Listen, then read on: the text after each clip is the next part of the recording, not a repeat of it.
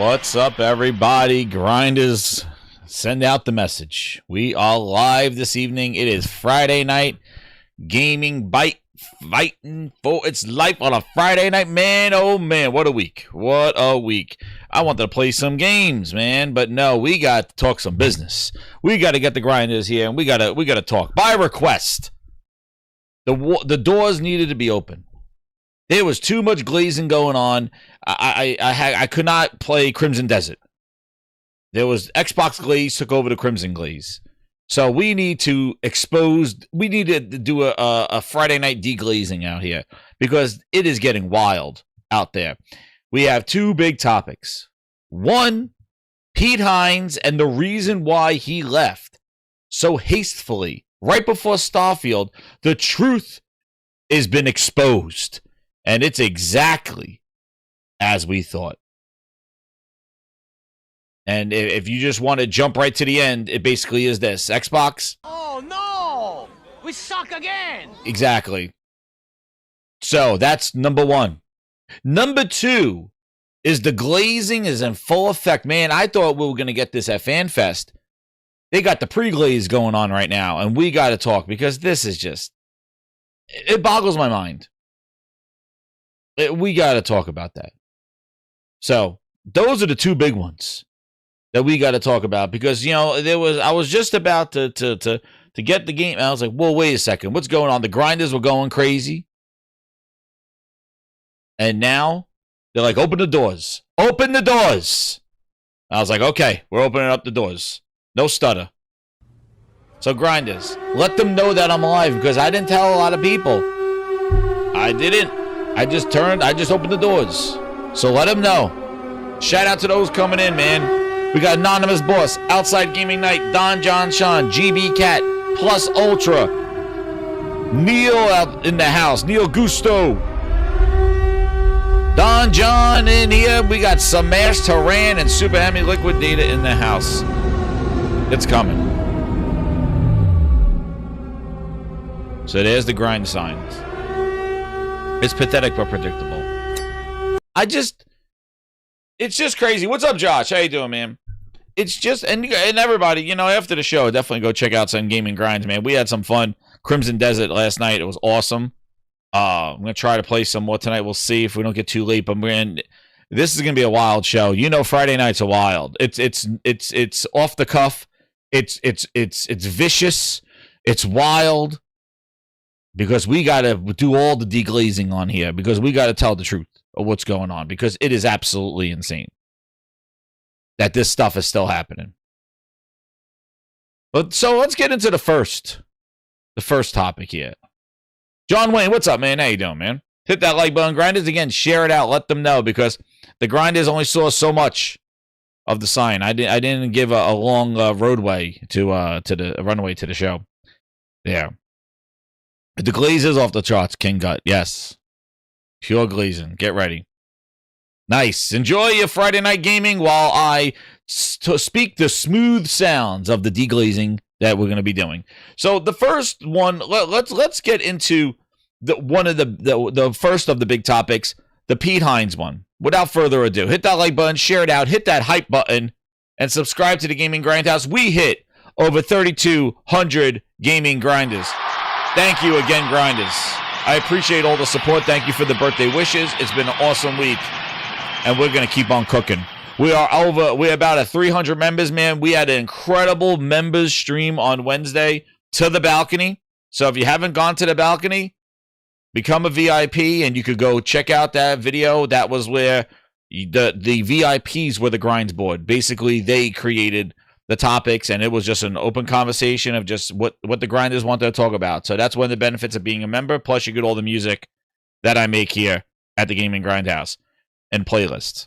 So that is a benefits of the VIP. So definitely, for only $5, cheaper than Game Pass, way cheaper than Game Pass, you could be a VIP and get all the music and also get all the extra behind-the-scenes Gaming Grindhouse content.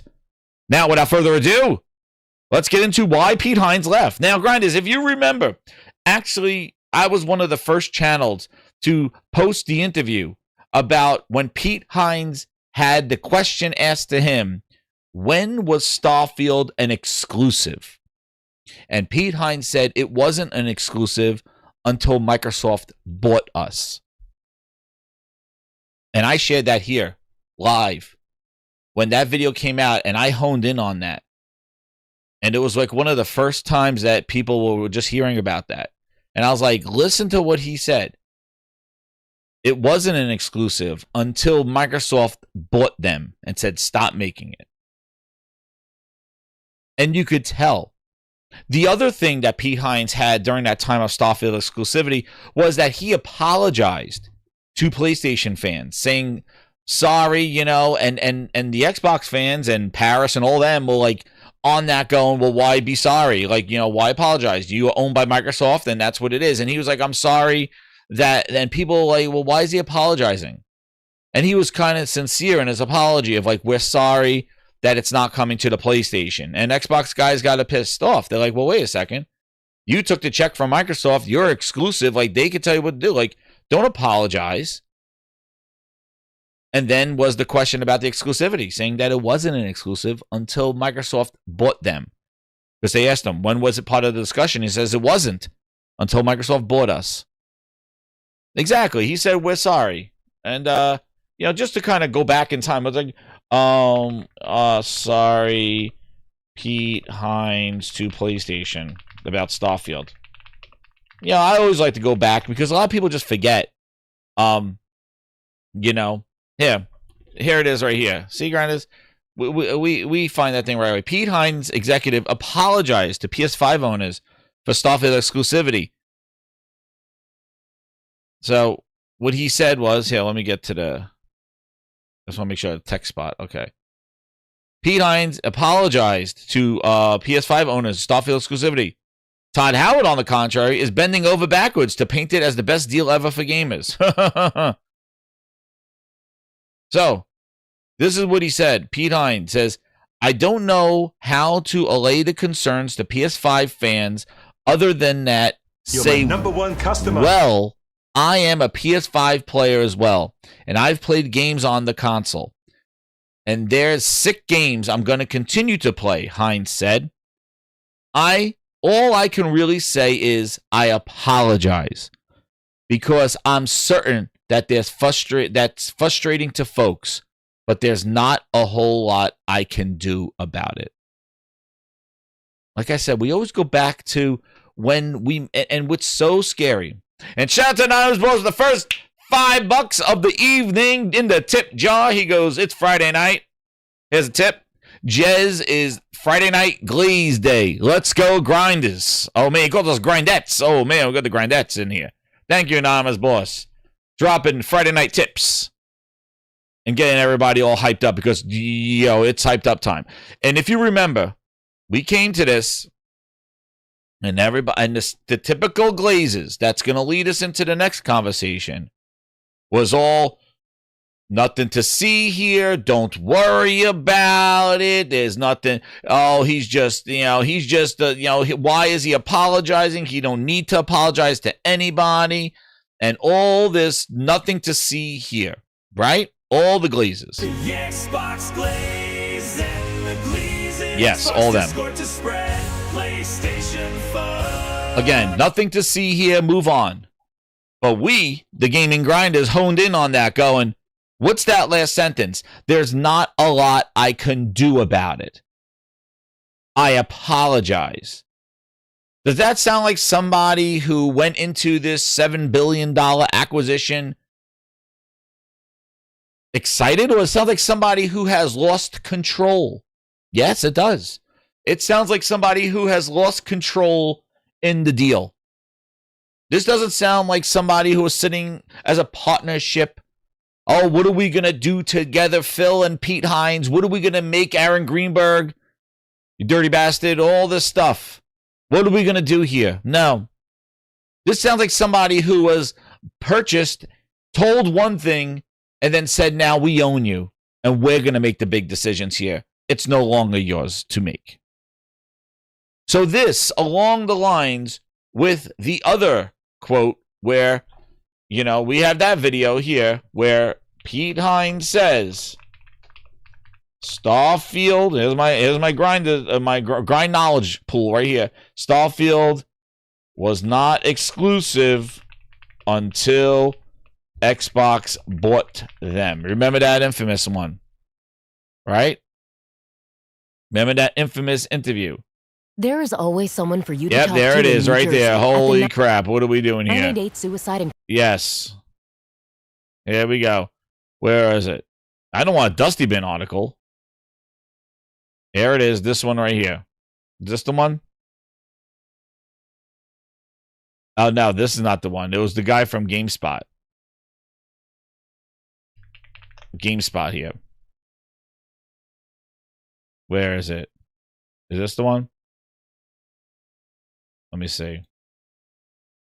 Yep, here it is. 2021. As part of Play for All, it is my great pleasure to be joined by Pete Hines, At the SVP of 257 Global mark. Here it Marketing. is. And, hey, we were thinking about this or that. It was really a lot of fun to see and to work with them. Hit that like. And yeah, I think it's a real honor for us, to be honest, to both open and close a show. That's a huge amount of responsibility. And I was really pleased that I thought what we had to show on Starfield, I was really pleased with. Obviously, you'd love to be able to say, here's the whole game and it's done, and I can just show you the whole thing. But game's not out till next year. So we wanted to stick with what we knew we had and could talk about, and being able to show something in engine and game assets, I think for Starfield was super important to us. And the reaction so far has been great. It's very pleasing to see. Yeah. I mean, like, you certainly started with the showstopper Starfield. I think a lot of people were thinking that will be the thing that ends it, which so finally, in a more meaningful way, we saw a teaser last year. It's a game that the 99. That's what we're getting the Fallout like. Wait, let's find it. Expect real. This is a real somebody. These buttons all have to do something. A lot of things that, quite honestly, the team. a small amount of it is basically like opening the floodgates, and there's a demand for it now. Are you able to say when that might be? Like, otherwise, I gotta find it now. But we said, hey, in engine, this is the game. Yeah, he retired. With this game, it means to play the game or to see. There it is. This part of This the is game. And I guess the question around that is, at what point did that become a consideration for you over the course of development within Bethesda itself, and how did it impact both the development and also as something that you would know, particularly like your plans for marketing, because you obviously go from speaking to a massive base of customers to kind of focusing it down a bit, right? When did that become a consideration, and how did you approach that? There it is. Well, it wasn't a consideration until we got bought by Xbox. And then as part of Xbox, and we looked at what we were doing, it is going to be exclusive on PC and within the Xbox ecosystem. And I think it's important to phrase it like that, only because, recently within the last week, Phil has talked about how they're looking to expand that, right? And other ways they're looking to bring Xbox gaming to folks who don't own a Series S or X or even a PC, but want to play the kinds of games that, we're bringing to Game Pass and we're bringing to Xbox. So wherever and however that Xbox ecosystem expands, obviously we're excited about that. Yeah, the right. flip side, the other thing you asked about is like, what is the impact on development? Well, I'm here to tell you, and any dev will tell you this. You go to fewer platforms, your development gets more streamlined. You're not worrying about, well, how does it work on this box versus how does it work on that box? We're not making it on that box, so it just needs to run as well as possible on this one, on a PC. Narrow focus always helps. Same is true, by the way, for a game like Deathloop, right? Wow. There you go. And also, he reconfirms that exclusives or working on lesser platforms actually benefits development. What we've been saying for all these years, right? No, put your game on everything. It's like, no, that doesn't make it a better game. Play where you want. No. It streamlines development when you focus on less platforms. So therefore, exclusives do benefit optimization, except on Xbox, obviously. But everybody else seems to benefit with the streamlined development. So there he goes. He confirms that, but also confirms, and you could tell from his mannerisms back then, this whole Xbox ecosystem, whatever the hell that is, you could see And then as part of Xbox, and we looked at what we were doing. Look at his It face. is going to be exclusive on PC and within the Xbox ecosystem. And You see the eyes rolling like the Xbox like it's just like what? Yeah, whatever they're talking about. Like this whole thing. Obviously, he didn't like that they were told not to put it on PlayStation and they were going to be part of this ecosystem. He's like, whatever that means. He was miserable talking about it, and we picked this out in 2021, 5 years ago. The game was delayed another year. It was supposed to come out in 2022, got delayed to 2023. And now here we are about 3 days after it dropped on PlayStation, and still with the same bugs, not even getting better. Incredible.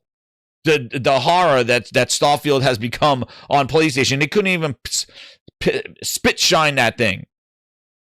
But you could tell back then, this purchase, this acquisition was not what they signed up for. And him as a marketing person, you're talking like everybody, and you're sitting there with an install base that is huge in the PlayStation install base, and now that install base is not part of your audience anymore. Dude, that's got to be a nut shot. And he's like, whatever this ecosystem was. So now going back to exactly what we focused on back then, he got an interview. Hit that like button, grinders. And that's what pissed him off too. Don John Sean saying ABK got to stay multi-platform. You remember he also had comments about that as well. I think that did piss him off too. Like I remember his quote, him saying about Bethesda. Where was it? Pete Hines says Activision is staying multi-plat. Why not us? I remember him saying that during. There you go. Man, I tell you, grinders, I have the grinds board of knowledge right here, and this is exactly the stuff that we focused on. Here it is right here. This is during the thing. Bethesda executive was confused over the double standard for multi-console Call of Duty. Call of Duty policy was the opposite, quote, of what Bethesda was told to do. What's the difference? Here you go. Amid the ongoing regulatory hurdles that Microsoft has faced during the Activision deal, the moves, it says here, the difference between Microsoft's promise to keep Call of Duty on PlayStation and the company's moves to bar Bethesda games like Starfield from Sony. That contrast was large enough. In fact, a prominent Bethesda executive was bewildered by it in a private email to fellow Bethesda employees last year. Quote, I understand there's a likely nuance here, but at its core, it's being read as the opposite of what's happened to us, Pete Hines said. In a separate email to Microsoft, Phil Spencer the same day. Regarding the difference, Hines wonders about Microsoft has argued in court that Call of Duty status is existing multiplayer cross-platform. Franchise makes it less comparable to Starfield, so they tried to glaze them. Microsoft said, you'll like Fallout 76 and Elder Scrolls. Then, in 2022, in an email to his Bethesda employees, Pete Hines also took some unbarge and being caught flat-footed by Microsoft's Call of Duty announcement. Quote, did anyone at Xbox think about giving us a heads up on this? Hines continued in his 2022 email, Todd Howard is going to DICE in a couple of weeks. You don't think a journal might find him and press him on why below is okay for Call of Duty or Activision games, but not Elder Scrolls 6 or 6 or Starfield? Yo, grinders, we covered all this, and we honed in on all these quotes as things were not good. Things were not good. This acquisition, this exclusivity, people were not happy. And I remember having shows, reading these quotes, doing that email. You know, as grinders, we're just recapping it here because this is all the stuff. Because now, in his interview, everything that we predicted, everything that we said, everything that was awry with this deal. Welcome, Zero Steel. Yes, a live one. There you go. Hit that like button. was all true. All of it. Everything? Everything. You mean everything? You think everything that we said? Everything. Why? Because we use our left and right eyeballs. We don't say nothing to see here because I'm getting care packages. No, I call out the bull when the bull shows up. And we call that out if you were here in 2021 when all this stuff was going down. And then right before Starfield releases, 2023, he leaves. Now they interview him. Let's see what he said. So those are all the quotes that we said, oh man, things are not good. Well, let's see. Pete Hines says he left Bethesda because he didn't want to watch it being damaged and abused. Wow. Like zoinks. Where's Shaggy with this interview? Pete Hines, former vice president of marketing and PR, left Bethesda in 23, 3 years after it was acquired by Microsoft. He was the face for Bethesda, right? We know Pete Hines, okay? A few years down the road from his departure, Hines sat down for an interview with Fireside Chat Gaming, covering a range of topics of his early days at Bethesda, right to the studio. Hines shared thoughts on his final months at Bethesda and what prompted him to leave. They said he retired. Oh, he retired. Yeah, he retired. Yeah, he retired. Something he says he did not particularly want to do. What? But all the influencers, all those glazed media folk in the Xbox Discord, Tom Warren, Paris's, Gamer Tags, Dusty Bins with the cookies, all of them. Nothing to see here. He's just retiring. He done. He tiring. Yeah, bullshit. He retiring. Where are those articles now, Mr. Media? Mr. I'm going to leave my job to ask the hard questions. The only thing hard is his cookies. Leaving out stale-ass cookies that Dusty Bin's making. That's the only thing that's hard about Dusty Bin. Stale-ass cookies. Break your teeth and shit. Let's see what he had to say. He did not want to leave. He says it right there. He didn't want to leave. They said he retired. Oh, he's done. I bet you we get a Rod Ferguson interview down the line. He probably says the same thing, Rod Ferguson. You're my number one customer. Right? He said the same ass thing. I bet you Rod Ferguson, we see that in Mike Ybarra's tweets. None of them like Xbox and Microsoft. They left because it sucked. Shout out to Hood Geek with the big 20. Stuttering, that's right. There it is. Another one. He says, just want to show love to my favorite podcaster and fellow New Yorker. Hey, thank you so much, Hood Geek. Shout out to you, man. New York, baby. In the house. That's right. And see, Hood Geek, you know. As a New Yorker, we did, and this is the reason why you come here. Because as a New Yorker, we see through the horse shit. We see through fakeness. You can't be fake to a New Yorker. You can't. Hood Geek knows. You can't be fake. We call out the bull. We wear our feelings on our chest. Yes, Mooch. You can't be fake in the streets of New York. You can't. They call you out. That's why P-Rock is doing the same thing, man. You know. You're like, don't bullshit me. Tell me what's going on. Tell me the truth. Nah, man. And that's what we do. This media horse shit, this glaze and stuff that works. No, man. No, we see right through it. See right through it. And that's why. Because everybody's like, oh, Phil said everything was good. Everything's fine. Oh, Phil said it's okay. I'm like, you don't think Phil's lying? Because look at why would he leave before Starfield? Why would he leave? He didn't want to leave. While he doesn't speak the name Microsoft, it's not difficult to make the connection. Bethesda former Elder Scrolls Lore Master said why he left Starfield's communication breakdowns, he said. Now, while we go through this, just have in the back of your mind, ready? Just have in the back of your mind the initiative. By the way, Drew Murray's back. He's working for He's working for. He left Insomniac and now he's going. He went back to where did he go to? Blizzard.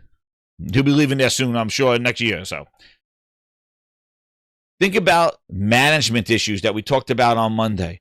They talked about at the VIP to the balcony. Management issues at 343 with Halo. Management issues at the Initiative. All the stuff, all points to Booty Cheeks and Phil Spencer. Booty Cheeks is still there. Communication breakdowns. How he wanted Elder Scrolls. Former Bethesda executive thinks the studio should have got more respect for that complex open world it creates. Go try that shit in Red Dead. Oh, wait, these are topics. What the hell? No, here is the quote. I was reading the wrong things. Just think about the management, right? Quote, I was reading the wrong freaking line. See what they do? They throw some ad bullshit in there. Quote, I was staying there because the place still needs me, Heinze said of his decision to leave.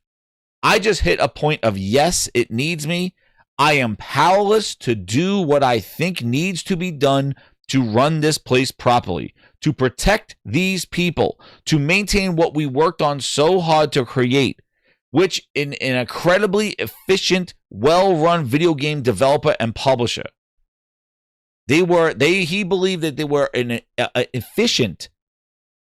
So what happened? Who became his boss? Who became his boss?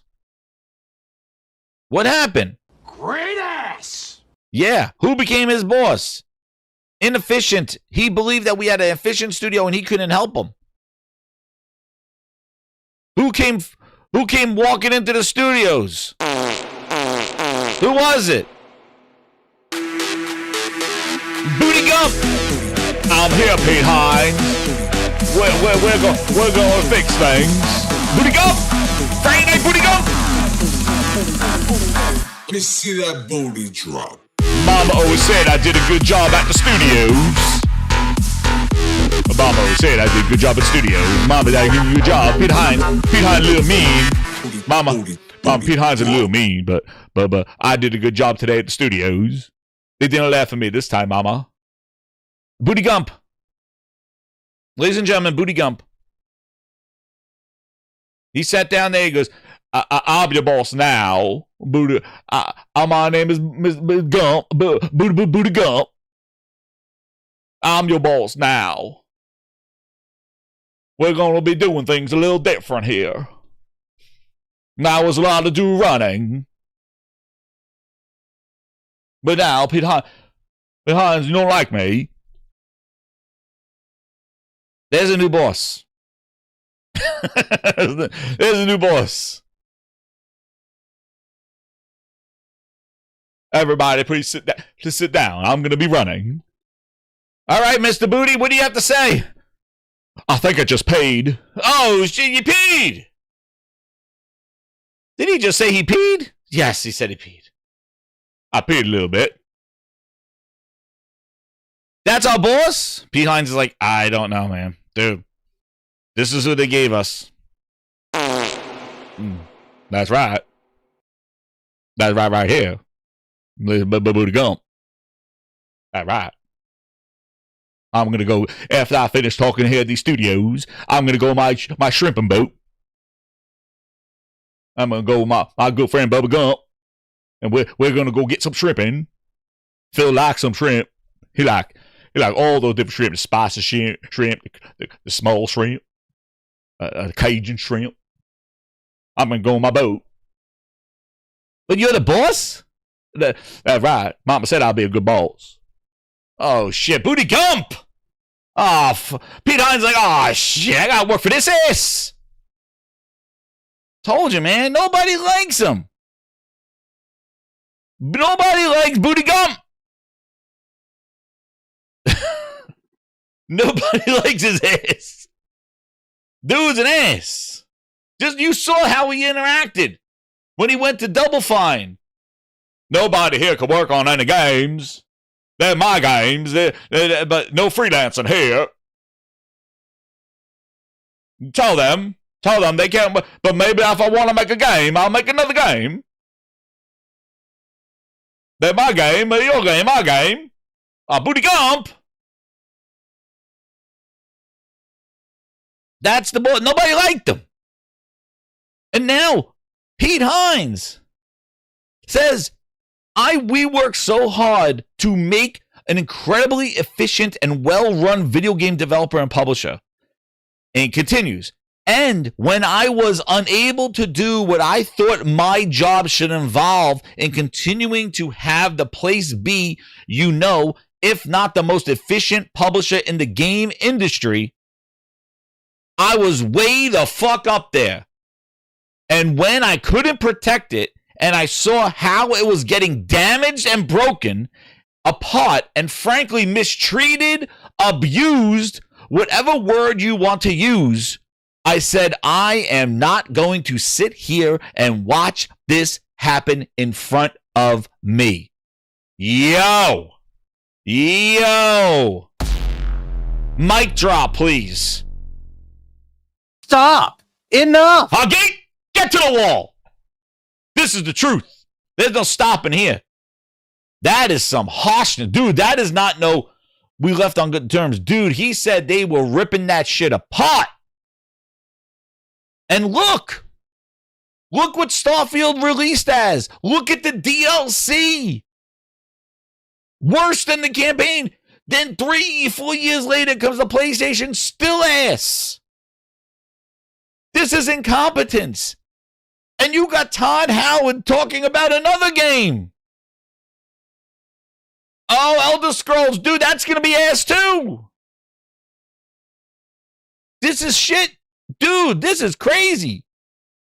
He was the head person.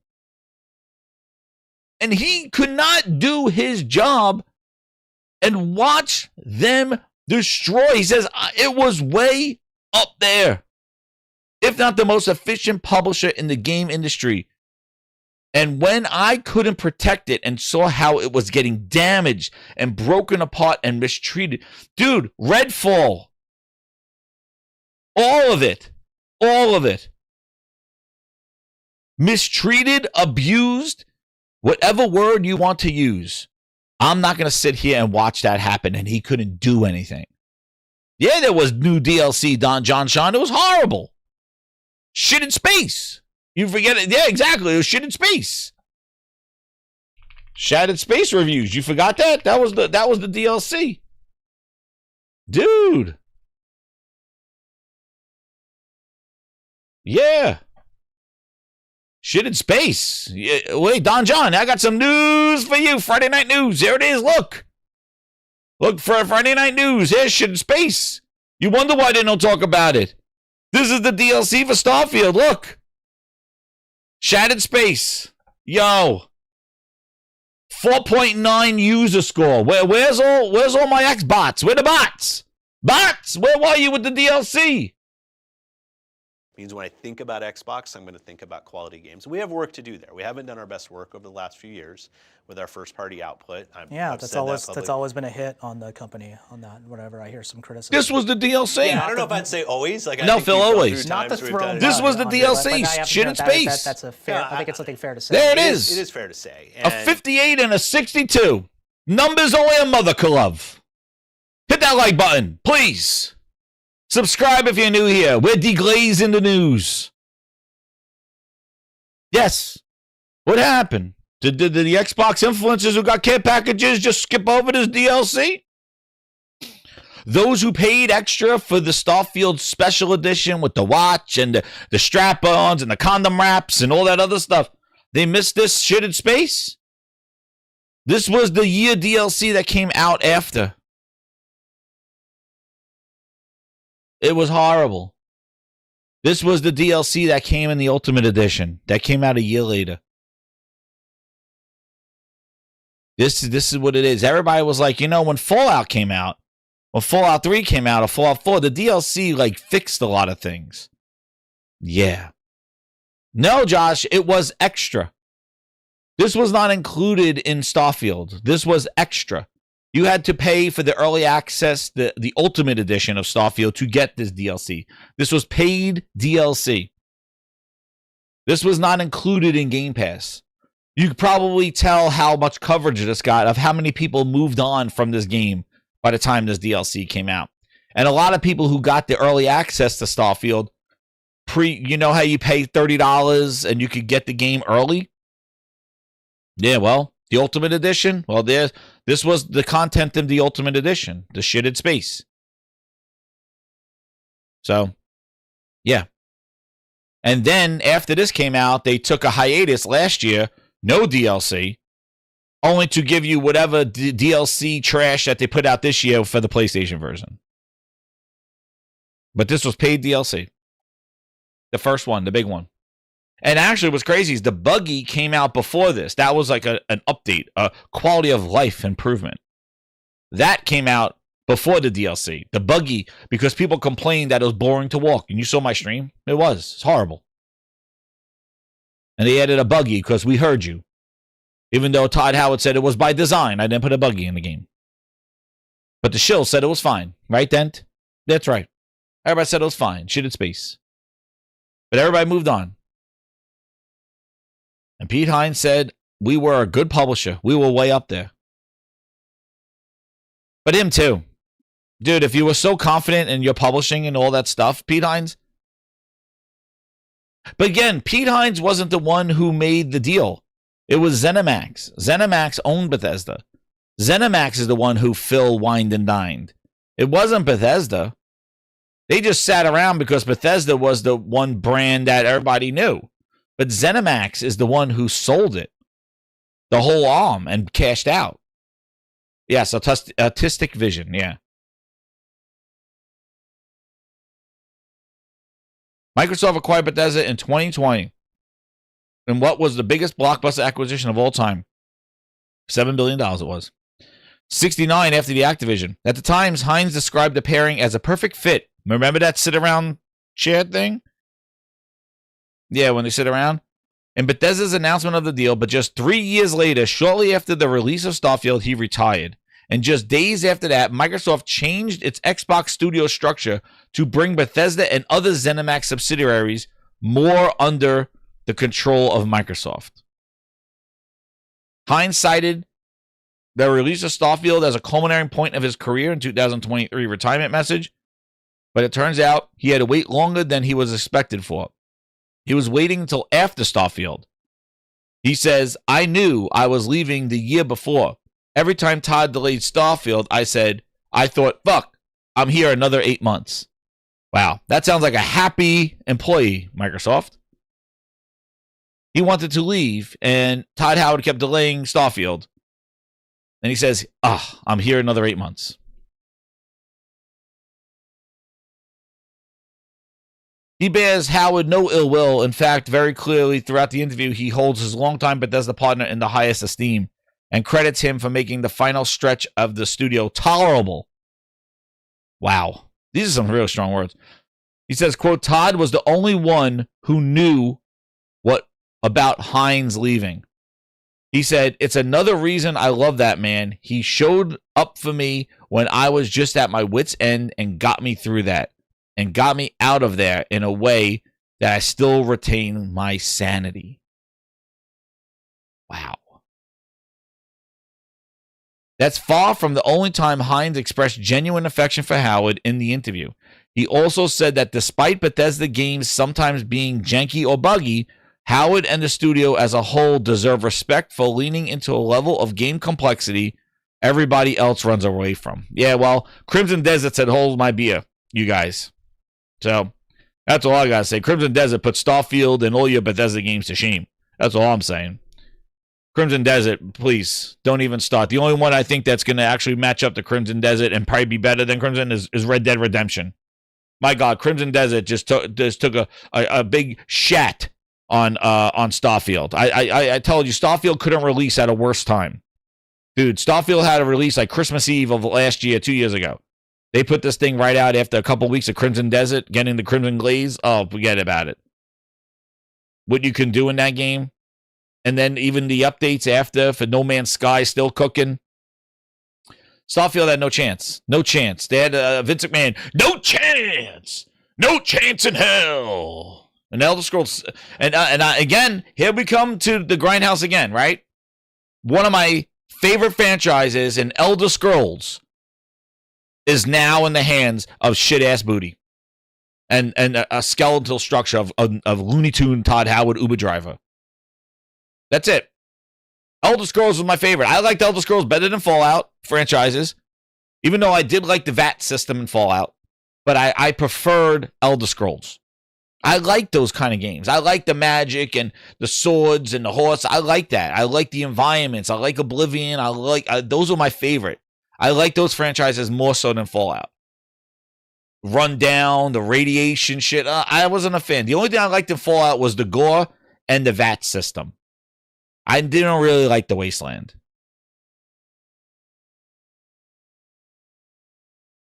So, and now Elder Scrolls. I did like Elder Scrolls Online too. I played that for a while.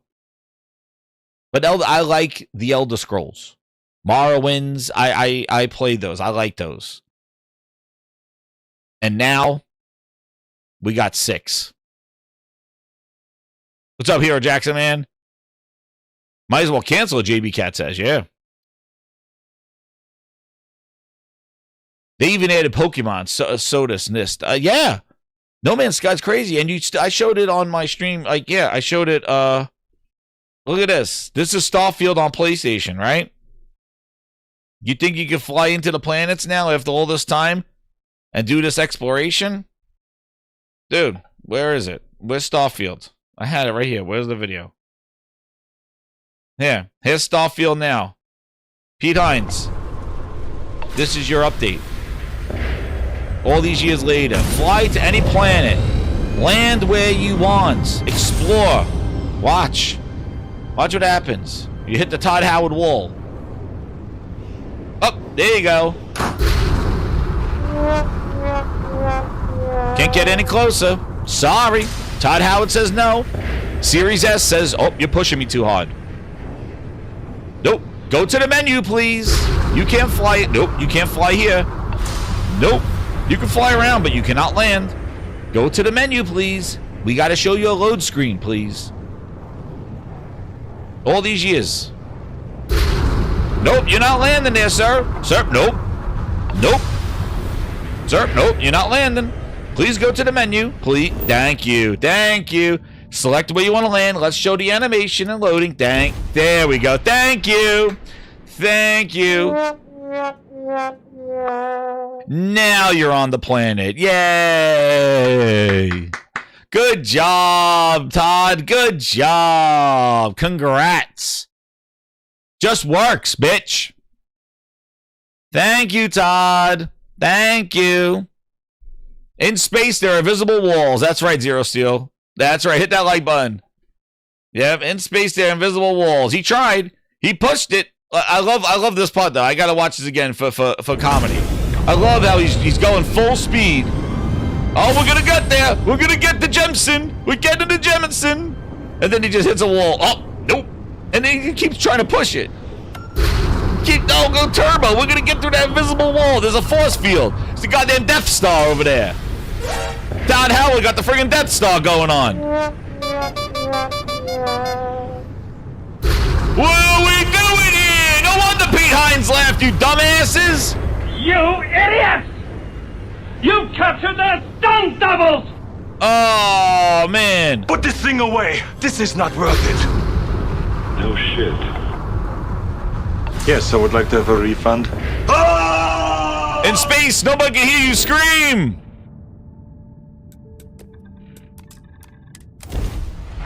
There we go. Get that load screen in there. We ain't found shit! Would you ship that? There you go. I love watching it. I think it's hilarious. Invisible walls. There it is. Booty, what do you got to say about that? Stupid is as stupid does. Oh, this coffee smells like shit. It is shit, Austin. Oh, good. Then it's not just me. So there you go, grinders. Right? Right? Do we need a yes, we need a deglaze. No Man's Sky. We need a deglaze. Well, I think we need a deglaze. Yeah. Hey, Todd, look how you really do it. Look how you really do it, Todd. Hey, Todd, let me show you something. Come here. Let me show you something, Todd. It just works. Get over here with your friggin' Richard Simmons haircut. Get over here, Todd Howard. Let me show you something, Richard Simmons. Where's Todd Howard and Richard Simmons? Wearing a goddamn Richard Simmons haircut in 2026. Sweating to the oldies, Todd Howard. Hey, Todd, where are the asteroids?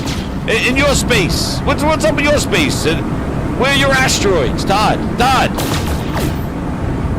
what are we doing here? Richard Simmons. Sweat to the oldies. Where are your asteroids? What are we doing here, Todd? No wonder Pete Hines left. He said, where are my asteroids? He said, I'm working for fucking Richard Simmons. This guy's still trying to land. Wait, we're going to get to the atmosphere. Hold on. We're getting there. Is there invisible walls here? Wait, we're still going to the planet. Oh, here we go. Hey, Todd. We're entering the atmosphere right now. Look at the surface of the planet, Todd. Look at the surface of the planet. I see cloud formations, Todd. Sweating to the oldies. Richard Simmons, look. Look, we're entering the atmosphere. Where are my loading screens, Todd? Where's my invisible walls? Look, I see all the planets, Todd. Now this is exploration, bitch. We're entering the world. Look, Todd. I just went from space. I flew through the clouds. I can see the space that I just came out of. Incoming storm. Oh, Todd, I made it, Todd. Look. Now look, I'm gonna land here and see animals. Todd, why is this game doing it better than you, Todd? This game was out already.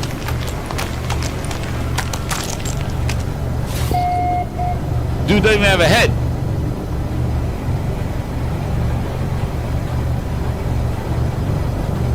What happened, Todd? Look, he just came from that planet to this planet and then standing in acid rain with weather effects. Where was the loading screen, Todd?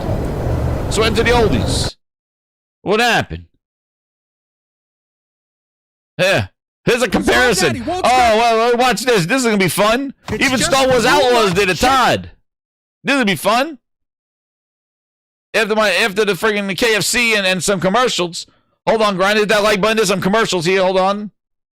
Let's see the comparison. Here's Star Wars Outlaws. Todd, here's Star Wars Outlaws.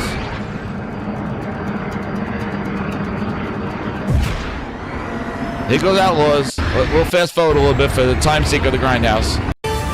Whoa, here we go, Todd.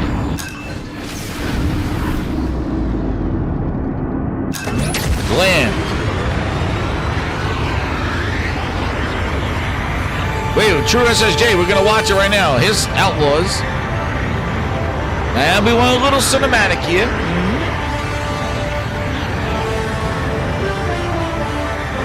Dude, this is the whole point, man. Like, it's so cool. Well, this is loading a little bit. Star Wars Outlaws. Still not No Man's Sky level.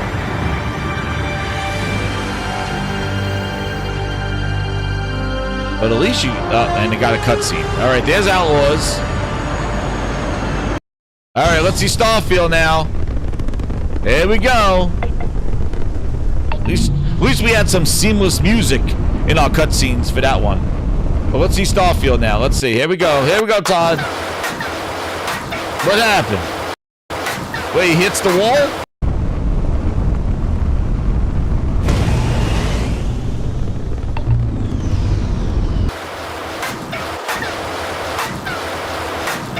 I hope this is not true. It is true, Arnold. This is not worth it. Put this thing away. Ah! Ah! Stop it! Stop it! Ah! Ah! So they made you get closer 3 years later. You still can't land, though. Keep trying. Nope, you gotta go to the menus. Todd says you gotta go to the menu. No shit. There you go.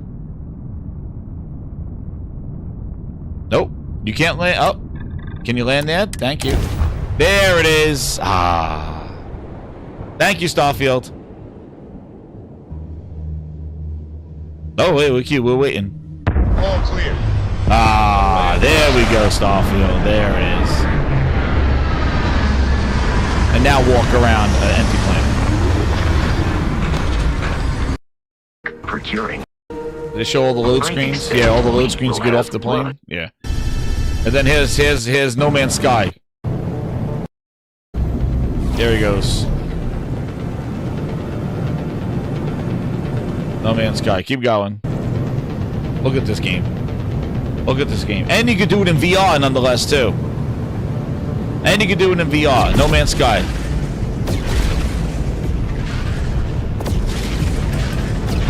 I've done this in VR. It's absolutely incredible.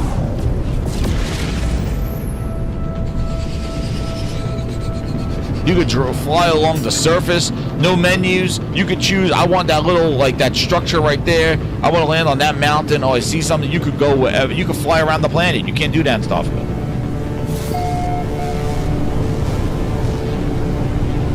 And this was out before Starfield. No Man's Sky. It's out. Tell me more, Todd. Tell me more. Tell me lies. Tell me sweet little lies. Game over. Starfield was antiquated. That stupid old ass engine. And I told you. And when you went there, you could see the randomly generated things, all that stuff. Boom. There's No Man's Sky for you. The Super Mario Galaxy. Yes, and the movie's awesome, Super Mario Galaxy. But there's a reminder. Now, Pete Hines, what did he say again? He said, I was unable to do what I thought my job should have involved. And when I couldn't protect it, and I saw how it was getting damaged, broken apart, and frankly mistreated, abused, and whatever word you want to use, I said, I'm not going to sit here and watch it happen. So, there yet again, the management of wonderful Xbox and Microsoft. I am sure the stories will continue. I'm sure Activision has a whole bunch of stories to talk about. We know that even Mr. Big Booty Bobby himself from Activision was saying how Satya is not a gaming company. Yes. Not. It is that bad, Hero Down Under. Shadow Link, member of 15 months, VIP grinder from the balcony. He says, Elder Scrolls 6 isn't going to be far off from Starfield. If they keep going the way that they are now and the game engine is kind of 20 years outdated, shake my head. And you know what, Shadow Link? Let me bring another point to you. You want to know what else? Elder Scrolls 6, a majority of their development and stuff is going to be under the Booty Watch. It's going to be under the Microsoft banner. And I want to know how much of that development was impacted because of this. Because Starfield was worked on for a very long time, for a couple of years, about 4 or 5 years before, 3 or 4 years before Microsoft bought them.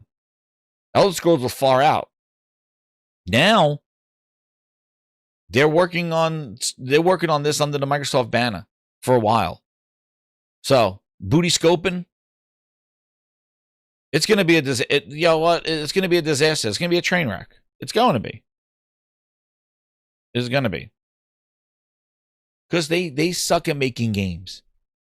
They could send out freebies and free samples and glaze very like influences and stuff like that, and tell them and use them to try to calm the audience down and deflect and tell people to stop speaking the way they are and all this other stuff and hold people down. But the proof is in the pudding, and time again we've seen the results. We see everybody's talking about Halo. 343 it was incompetent. Halo Studios management is even worse. Still using pot timers and all this other stuff, dude. The game is being outsourced to another group that's working on a majority of the game.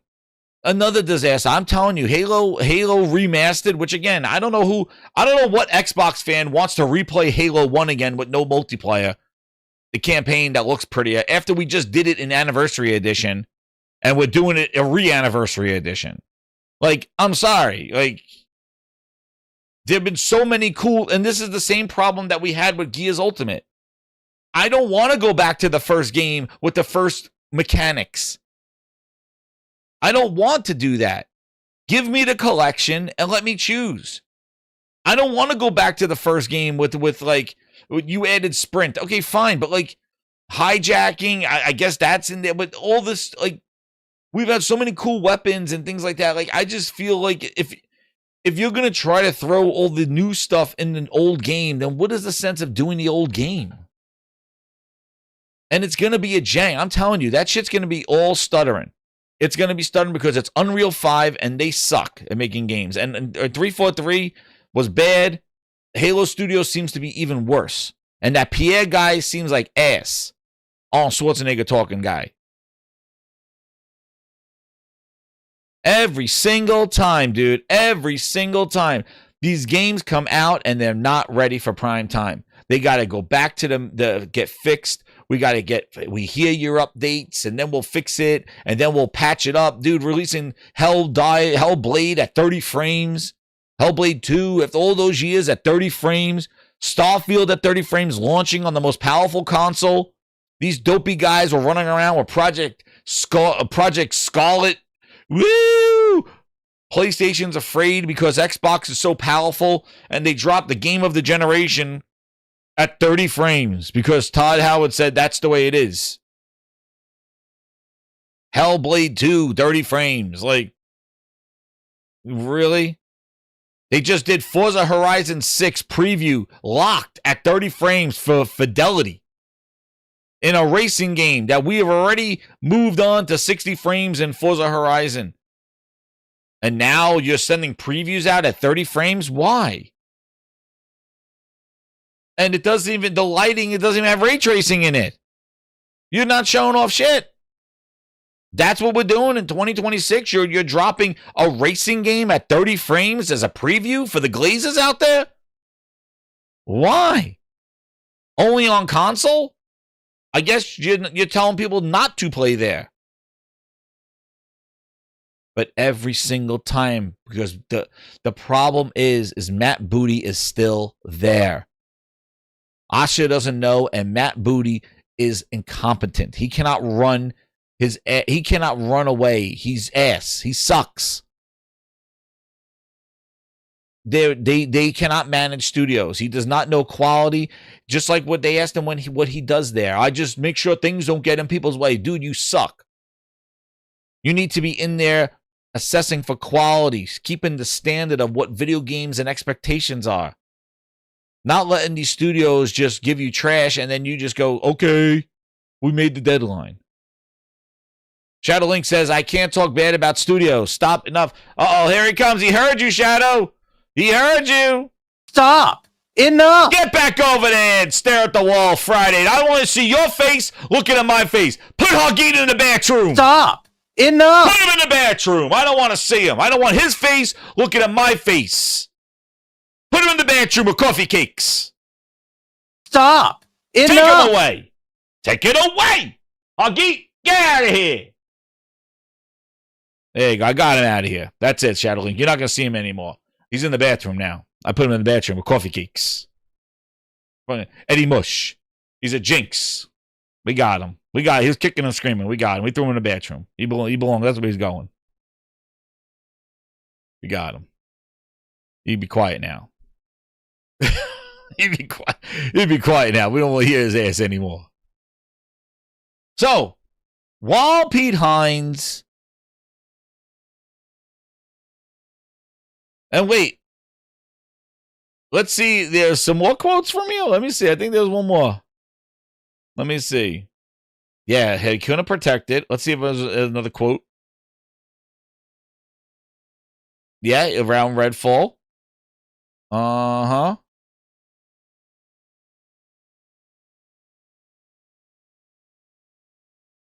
Oh, wait, here. Wait, there's something a little bit more here, Grinders. Let's go before we move on to the other ones. He was later required to defend on the stand. Why a game like Indiana Jones? Yeah, they put him on the stand when they were doing that. Oh my God, dude. Isn't it crazy? Grinders, isn't it crazy that you sit here and think about the fiasco of that Activision trial and how terrible Microsoft and Xbox are doing. And when you see how much energy, I forgot, he went on the stand. Sarah Bond went on the stand. Phil went on the stand. Like, do you think, what a joke. What a friggin' joke, dude. What a joke that Activision trial was. He went on there to defend why a game like Janky Jones and the Great Circle Jerk might benefit from others from only launching on one platform. It had originally been planned as multi-platform when Bethesda was independent, and had subsequently became both PS5 and Switch 2 as Microsoft has pivoted away from exclusives. Heinze said the worst part of his career was, quote, to join a place that I genuinely was a fan of, and people there I genuinely held in high regard and esteem, and then to get there and see how it actually worked. Wow. Wow. Wow. CMM, man. CMM. This is Pete Hines. He was your Xbox studio. He's the one that's talking that shit. I guess he's a pony too, right? Right? The ponies must be ruining those Xbox games. Make them run like ass. Right? PlayStation's the problem. PlayStation's causing Xbox to have 30 frames on their piece of shit hardware, right? It's PlayStation's fault, right? I'm just reading quotes from somebody who worked there. Yeah. Don't want to hear it? Then take a fucking walk. These are the quotes. I'm going to send you, goddamn. I'm going to make you your song. Customer. You can follow RMA. He got the fuck out of here. You can go too. Bitch! Get out of here. Kick him out of here. Take a walk. Pete Hines. King Pony. These are pony quotes.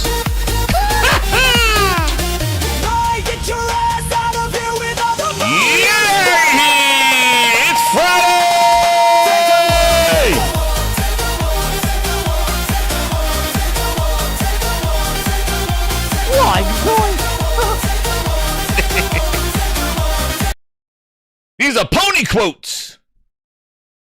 That's right, so we're fucking stallions. Pete Hines must be a pony. To join a place that I genuinely was a fan of, and people there I genuinely held in high regard and esteem, and then to get there and see how it actually worked. He continued, to talk is something, right? But I'm very much about what is the follow-up to that. Oh. Do you mean what you say? These are quotes. Do you mean what you say? Wasn't it funny that Sarah Bond said the same thing about Phil? I gotta do what he meant, not what he said. Yo. Where's Shaggy? Like zoinks! Hey, Shaggy, grab a bucket and some Lysol. Where's Shaggy with the hard questions? Tires. There's fucking dog shit all over by the engine. I'm supposed to be picking up scrap. You'll be picking up your teeth in another shit, where's Shaggy? Do you mean what you say, he says? Or are you just saying shit that sounds good, and then as soon as you leave this room, that's completely forgotten? Because that is not how we ever operated at Bethesda. Oh, shit, mic drop!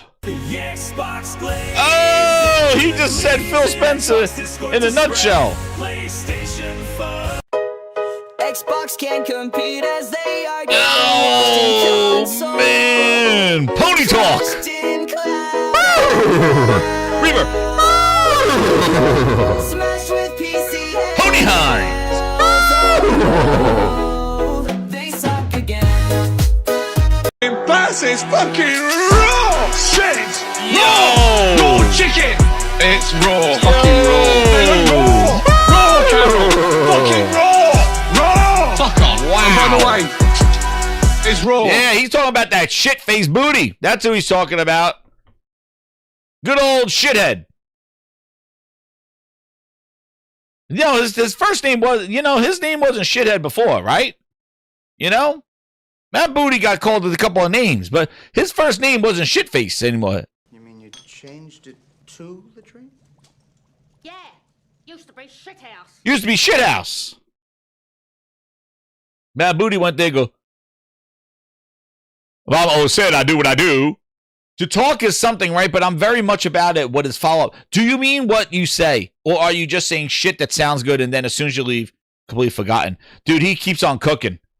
He goes, quote, that's not to say everything Bethesda said we did. Yeah, we probably didn't fucking come close to that, but that was absolutely our intention. We were going to do what we say and say what we do and be genuine and be authentic. And truthfully, I still think Bethesda is just part of something that is not authentic and is not genuine. And that shouldn't be a surprise to you. Holy shit! We're doing it for a shitload of money. Oh, man. Wow. Oh! Yo. Wow. Now, those are some words about Xbox and Microsoft right there. Wow. Game over. Whew. You heard me right? Con men, thieves, degenerates, lowlifes, thugs, criminals! And what's so funny is that this leads right into the next topic about genuinity, authentic, really caring. Yo. This leads right into it. It's a facade. They're fake. That's why when they were sitting on that couch and Matt Booty and Phil talking about Fable gameplay and all this horse shit, dude, it's all smoke up your ass. That's why we got to deglaze the news. Notice I don't see a Windows Central with the quotes.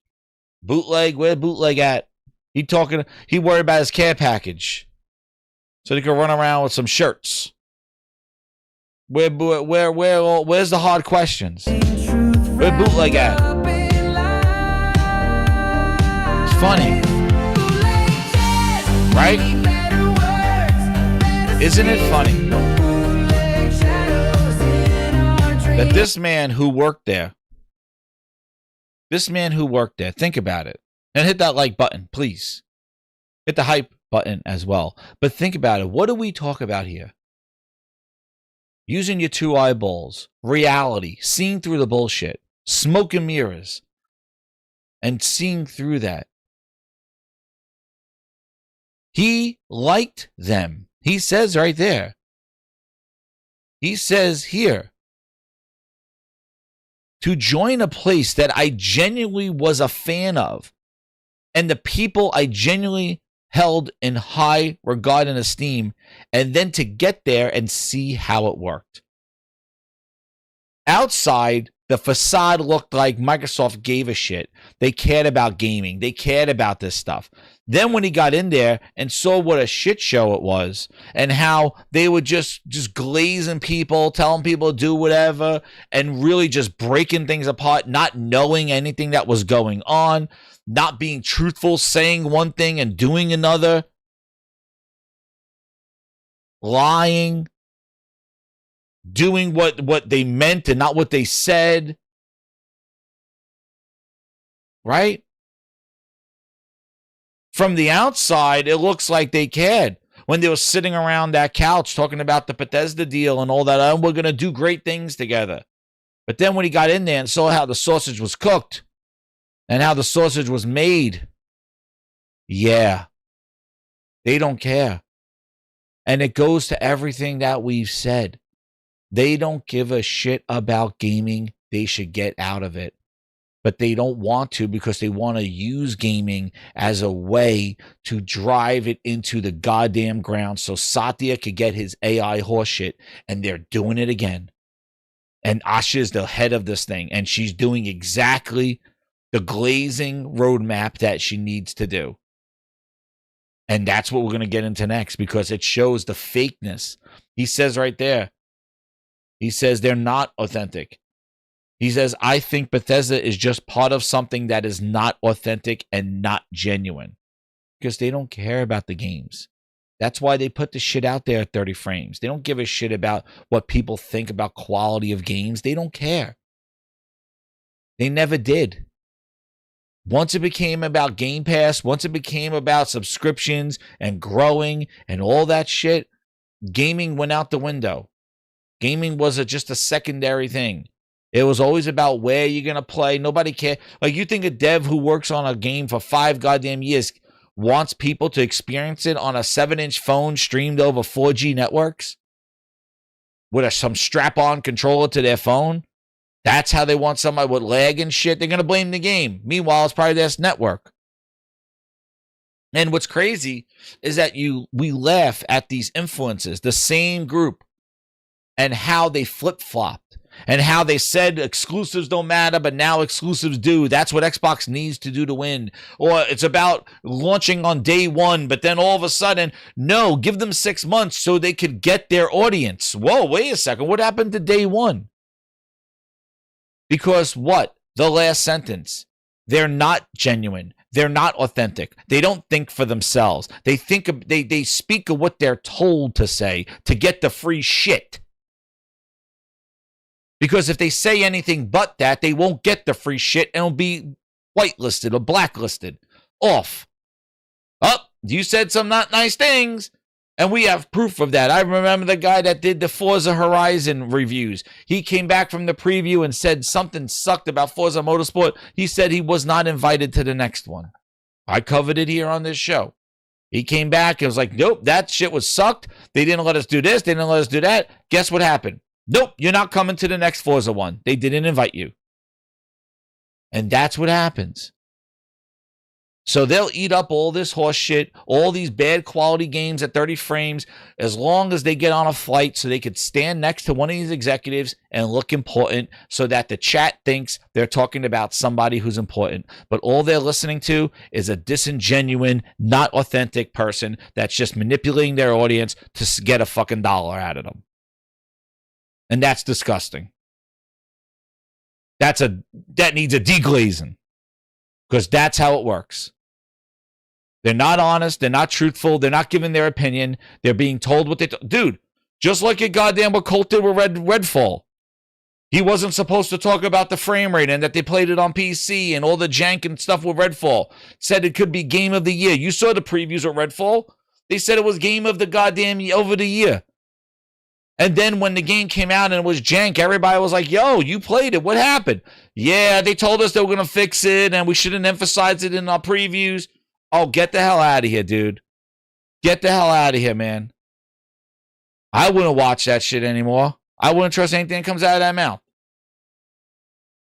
Because when you're going out there, there's a whole thing you got to solve. You're not going to talk about this. You're not going to talk about that. You played it. Just like now, the Forza comes out. How many people are emphasizing about the 30 frames? Windows Central was telling everybody, nothing to see here, right? What was Windows Central doing? What was Windows Central doing when they did their review? Where is it? Of their Forza. Stop asking us. Yeah, it's not frame rate issues. Where are they? Look at Windows Central with their preview of Forza. Where is it? I got it over here somewhere. Here it is.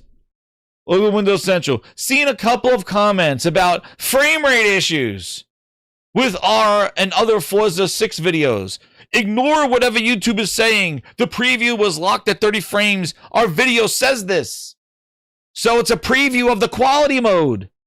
Performance mode will be available at a higher frame rate at launch on console. There wasn't a PC build available. Move on. Nothing to see here. What? So wait, as Windows Central Gaming covering everything Xbox, you don't have a big fucking question mark on that? You're like, this is normal? Yeah, that's normal. Dude, why is your dog walking on 2 feet? Nah, he fucking does that all the time. Nothing to see here. My dog does that. He walks on 2 feet. He walks like a person. What? That's not normal. Nah, that's fine. That's fine. You are Windows Central held up by 2 goddamn threads. You got 2 people working there now. Oh, we'll just perform it. Nobody has a big... Yo, why are they not showing 60 frames on this?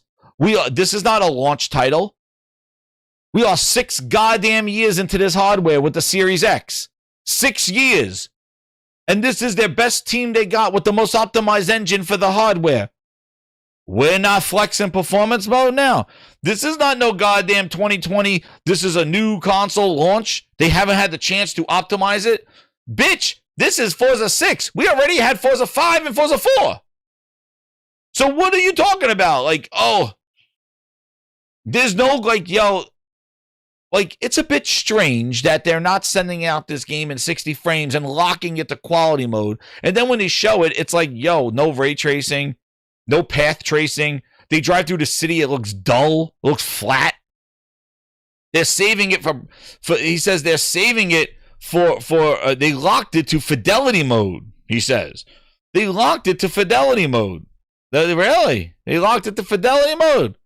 Let's see. 30 FPS on the Xbox Series X was a major downer and made the game feel much older than Forza Horizon 5 or even Forza Horizon 4. The traffic and overall liveliness of this game makes it feel a little bit dull in the open world. Of course, big races return. Downtown city of Tokyo is very colorful. This is quality mode. This is quality mode. They want to show off quality mode, Windows Central says. City of Tokyo is very quality colorful, mode, please. but still lacks that vibrancy and liveliness we expected from something as fans of Tokyo Drift. And it definitely isn't crowded with cars and people. Also, if this is downtown. This is quality mode. How many lights are and reflections are gonna be in performance mode? I like to see. Crowded with cars. This is what I don't understand. And to think, too, how many people got Forza... Dude, Forza Preview. Forza Preview. Forza Preview. Colbro, does Colbro have a website? Does Colbro have is he part of Metacritic? Does he have a channel that does reviews? Why is he checking out Forza 6 early? Is he a reviewer somewhere? Did he get a job somewhere? This is what I mean. Like, why is he playing Forza early? Because he makes some artwork for Twitter? He makes some fan art? But he reviews games? Why? Is his conscience? I don't even think he ever gave a review a score or wrote a review article or anything, or even post or streams games. Does he even have a YouTube channel? Colbro, get over here. He covers first-party studios.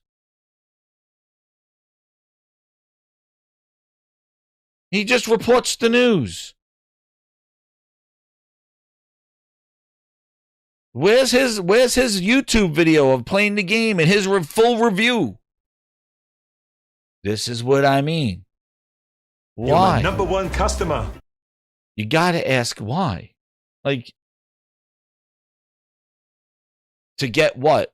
PR out there about I played it, can't wait, and his beauty? Where's his 30 frame statement? Thank you, Playground, for letting me check out Forza early. I can't wait for everyone to experience this beautiful game. So, where do you say that it was locked at 30 frames and you're playing this beautiful game at 30? And where is Tokyo? Everybody wants Japan, but we're running around in trees and forests. Dude, go there. People want the city at nighttime in the light with underglow and reflections. That's why everybody wanted Japan. Nobody wanted Japan to race in the same environments that we raced in all the other Forzas. This is not why we wanted to go to Japan. Is this why you wanted to go to Japan? For this? For the trees?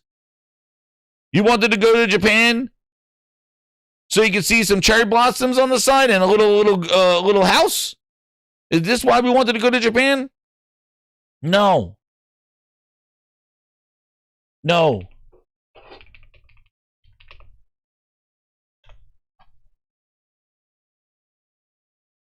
No.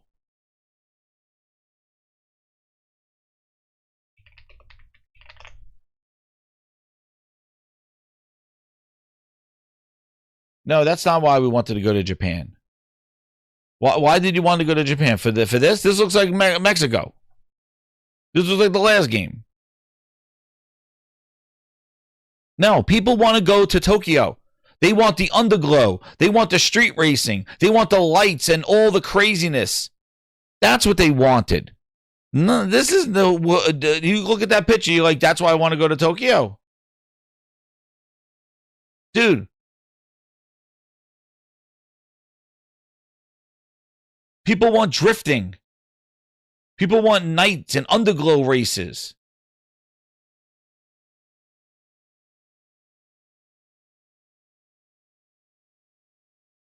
You want to see something crazy? This is what people wanted. This is Tokyo Drift, a mobile game. Let me refresh it. I don't know why it's not loading. Look. This is, hey, Forza team. See? This is why people wanted to go to Japan. They wanted to race in parking garages doing drift competitions. If it loads up, I don't know why it's not loading up. I don't know why. What's going on in my lag in here? Hold on. It's doing crazy 1080p stuff here. This is Fast and Furious Legacy. Oh! Yo, why does this city look more lively than Forza? Hold on.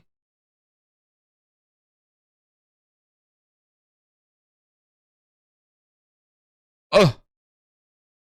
Yeah. This is what people thought Forza in Japan was going to be. Parking garages, Tokyo Drift.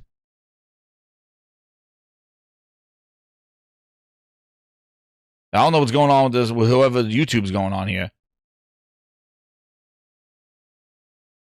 Let me see what the hell's going on with this video.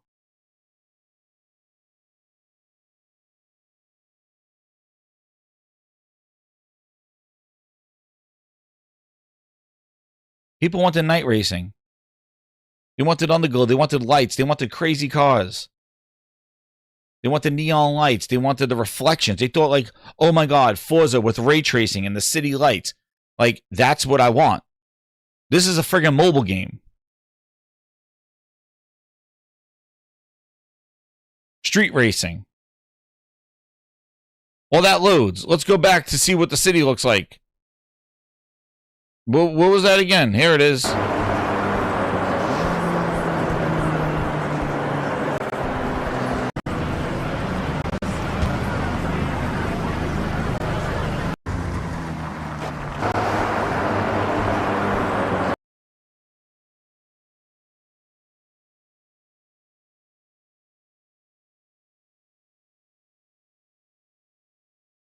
Huh.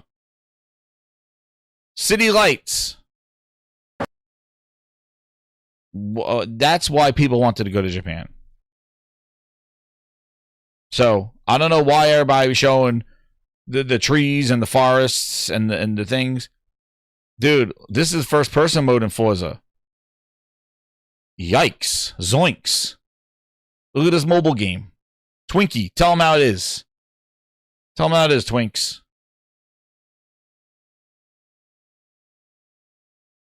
Well, like, people wanted to go for the lights. They wanted to go there. But look at who they gave the reviews to. The ones that were going to minimize it. Thank you. They did more of thanking of letting me try the game out than actually talking about the stuff that's going on with it.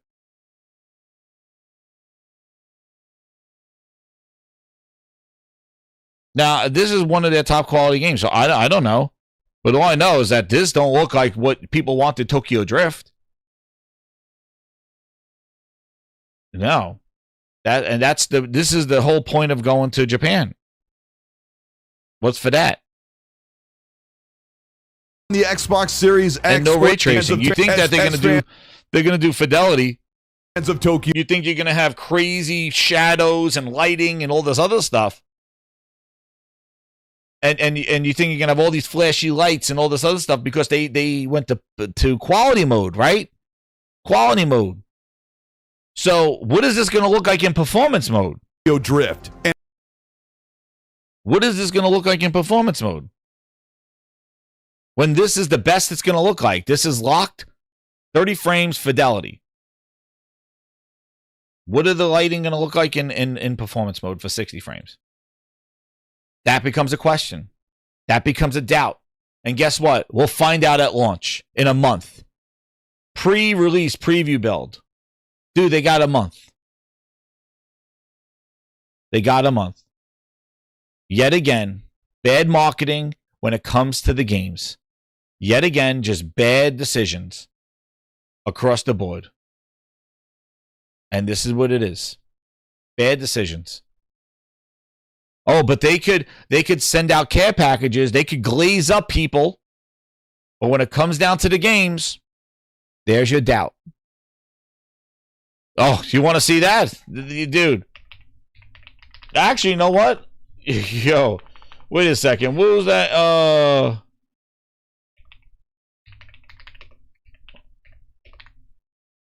Yo, my God. Midnight Club 3? Yeah, and no previews on PC, Josh. Exactly.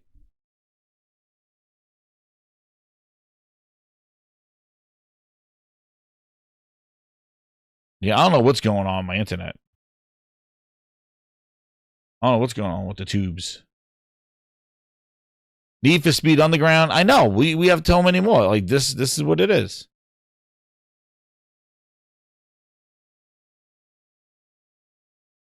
Yeah, I don't know what's going on with this browser. Get my chat back up. There it goes. Yeah. So, but yeah, this, I'm not saying it's going to be the worst game ever, but there's some expectations we're going to with the lighting and stuff. And you would think, with the emphasis on it.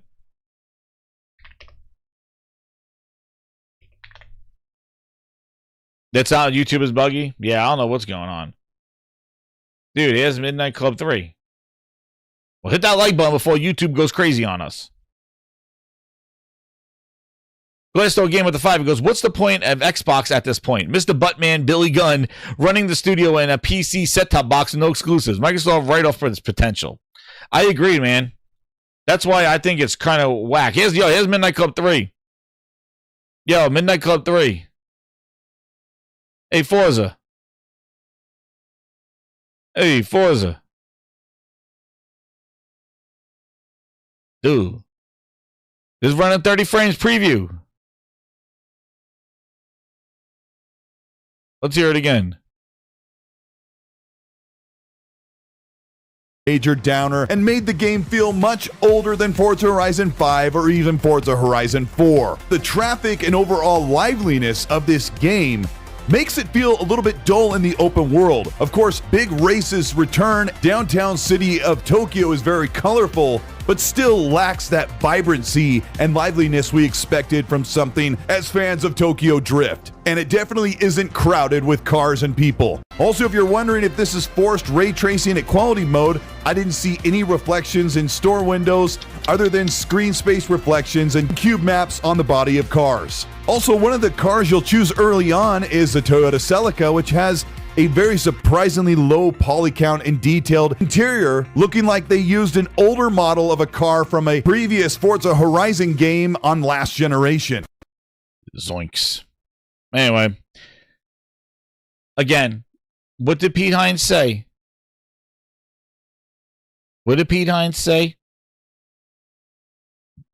Bethesda is part of something that's not authentic and not genuine.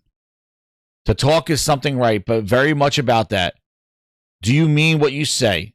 Sounds good, then you leave the room and completely forgot because it's not how we operate there. Fake. fakeness. But meanwhile, all this stuff going on, we have something very, very, very, very, very, very important to do. While the games are in question, we got something very, very, very important to do. These. Hit that like button, grinders. It's Friday night. We got over 150 people in here on an impromptu gaming grindhouse. Open the doors by demand, by request of the grinders. There you go. Josh says back there, he says they told us Redfall will be fixed by launch. Yeah. He's an influencer, a hype man. Yeah. Speaking of influencers. So, let the glazing begin.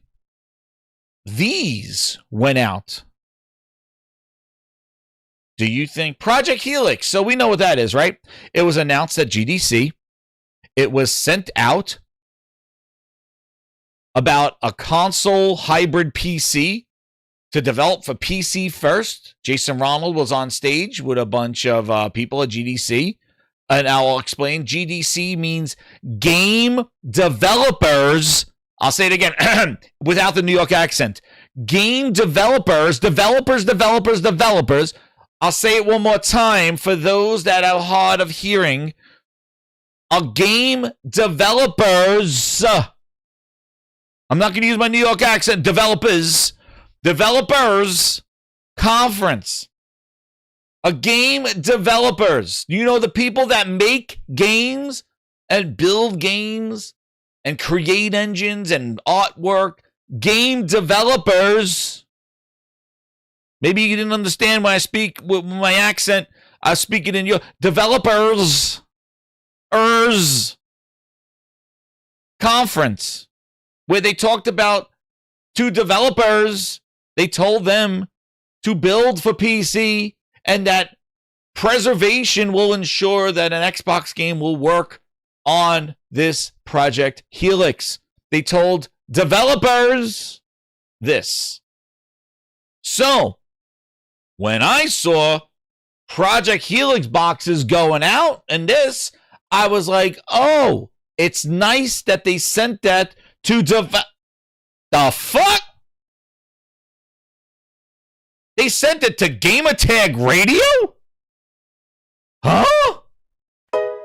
Xbox can't compete as they are getting washed in console, crushed in cloud and now smashed with PC handhelds. Oh no, they suck again. Gamertag Radio? Huh? A podcast? They suck again. Fucking owl in here. They suck again.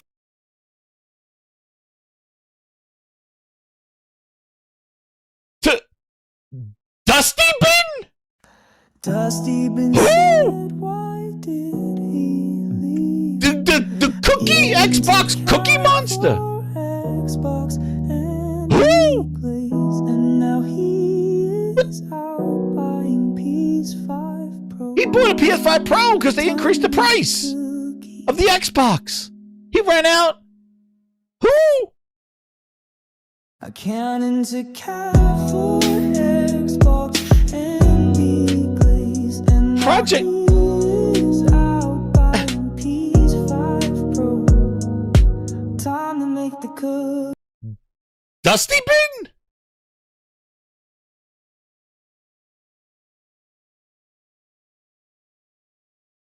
Who's this? McQuack 306 says that you can't. Oh, Paris was telling people to stop faking that they got one. He was the police to make sure that you did not show that because he had to demonstrate on his channel. Paris, who's making a game for Xbox apparently on Project Helix launch title, received a box. Do that. And again, I do want to thank Xbox for sending this over, but let's see what we got in here. Why not? Helix, and it looks like I have a hat. Cool. Get your uniform on. A message Get a message. From Asha Sharma. And Asha signed Xbox it. Gaming CEO. Wait a second. Yo, you better laminate that shit. Is there a certificate of authentication? Authentication for Asha's signature? Message from Asha Sharma, the new Xbox Gaming CEO. I expect everybody to be wearing this at Game Fest, right? At Fan Fest. Wear your uniform. Wear your uniform. This is your Game Pass. This is a Fan Fest. She said Fan Fest is coming back. She wants you to wear it. That's right. Wear it at Game Fest. And it looks like. But what I don't understand, what else is in this wonderful package? Message from Asha Sharma, the new Xbox Gaming CEO. And they laugh and they think it's funny. And let me show you what I got. A Project Helix t-shirt. And what's this? You got pants? It's like a Project Helix. Oh, it's all in black, but this is a sweatshirt. A sweatshirt. And then finally, a Project Helix hoodie. Yo, you need a better camera, dude. And actually, I'm going to be taking an international trip pretty soon, so this will be cool. So that's the inside of the box there, Project Helix. Going to put that down there, and let's show all this off. Like I said, the message from Asha Sharma, welcoming us to being on the journey with Xbox, as next year, we assume Project Helix will be a reality. So, the question. She's signing, thank you for being on the journey. Are they reveal, first off, they are not developers. What journey are they on? They're a consumer. What journey are they going on with Asha? Is this something that I'm missing? Are we missed the boat? Are we missing something here? Like, is there some sort of journey? What journey are they going on? Is Game Tag going on a journey with somebody? You're a consumer. You will buy it. Or no, you're probably going to get it. I don't understand it. You revealed this thing at a game developers conference for game developers to make. I hope these went out to the game developers, because those are the people that you should be glazing. Those are the people that you need. You need game developers to support your shit-ass platform that they don't want to be dealt with. You need the developers. I hope these went out to the developers, but all I saw was Dusty Bin influences getting welcome to the journey and sign Asha. What journey are they going on? Are they are they helping develop the project? First off, I think the thing is stupid as hell. Why would you be marketing a project name of something that we don't even know what it does or what it's capable of or what it is? It wasn't even shown. There was not even a prototype demonstrated. It was a logo and a bunch of theories about how you're going to build games for this in the future, and it's a PC. I don't think that needs marketing because nobody knows what the fuck it is. Why does and secondly, why are you marketing a project name when you're going to change it again? They did this with Project Scorpio and Project Scarlet. They kept talking about it, and then all of a sudden, oh, it's the Xbox One. Oh, it's the Xbox Series X. It's like, dope. Like, why would you market twice for the same product? Why would you market a project name and get it out there, people wearing shirts going, who's that? And then just to scrap that and call it something else. Oh, it's the Xbox Helix. It was Project Helix, now it's Xbox Helix. Why are you doing that to yourself? It causes confusion. Oh, Project Scarlet is a Series X. Ah, that's what it is. Like, I think it's so strange that they're marketing the project name unless this will be the name of it. I don't think so. I think the logo's cool, but I don't think it's smart to market. They did it two times and it sucked. Project Scorpio. Phil had like Project Scorpio edition on the box just to change it to the Xbox One X. Project Scarlet, a whole year and a half. Project Scarlet, to then call it the Xbox Series X. Not even close to a Scarlet. And now they're sending out to influencers, not game developers. You would think, if it was me, I would send this out to game developers who attended the conference with maybe a spec sheet, a targeting spec sheet, or something that they could utilize in making games. I still don't understand. And remember, the Game Developers Conference, we were scratching our heads going, why are these, why is Dusty been there? Why are these YouTubers there? Like, and let them record the meeting when Microsoft was not recording it themselves. Why are these influencers at a Game Developers Conference? They're not making games. That was a information meeting for game developers to pivot and be aware of how to develop games for this new scenario, which they didn't even show a prototype, no spec sheet, nothing at all, just said new AMD processors and basically gave a theory of how they'll make the game. Yes, exactly, Chiron, yeah. And now, this is even worse. Because I don't even think they sent out care packages with Scorpio and Scarlet on them. But Asha's doing it, and then Asha signing it? Fucking weird, man. They're like this, dude. This is them. They opened up those packages like this. This is how they opened it up. They opened up those Xbox packages like this. They're like this. Asha sent me something. Asha. Asha.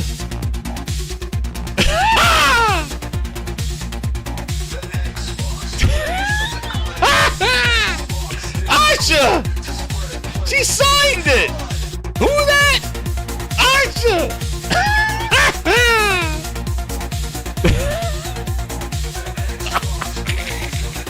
Open up your packages! Asha's here!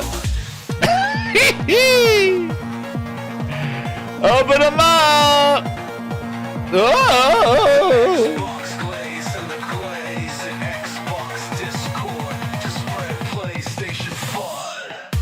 Asha!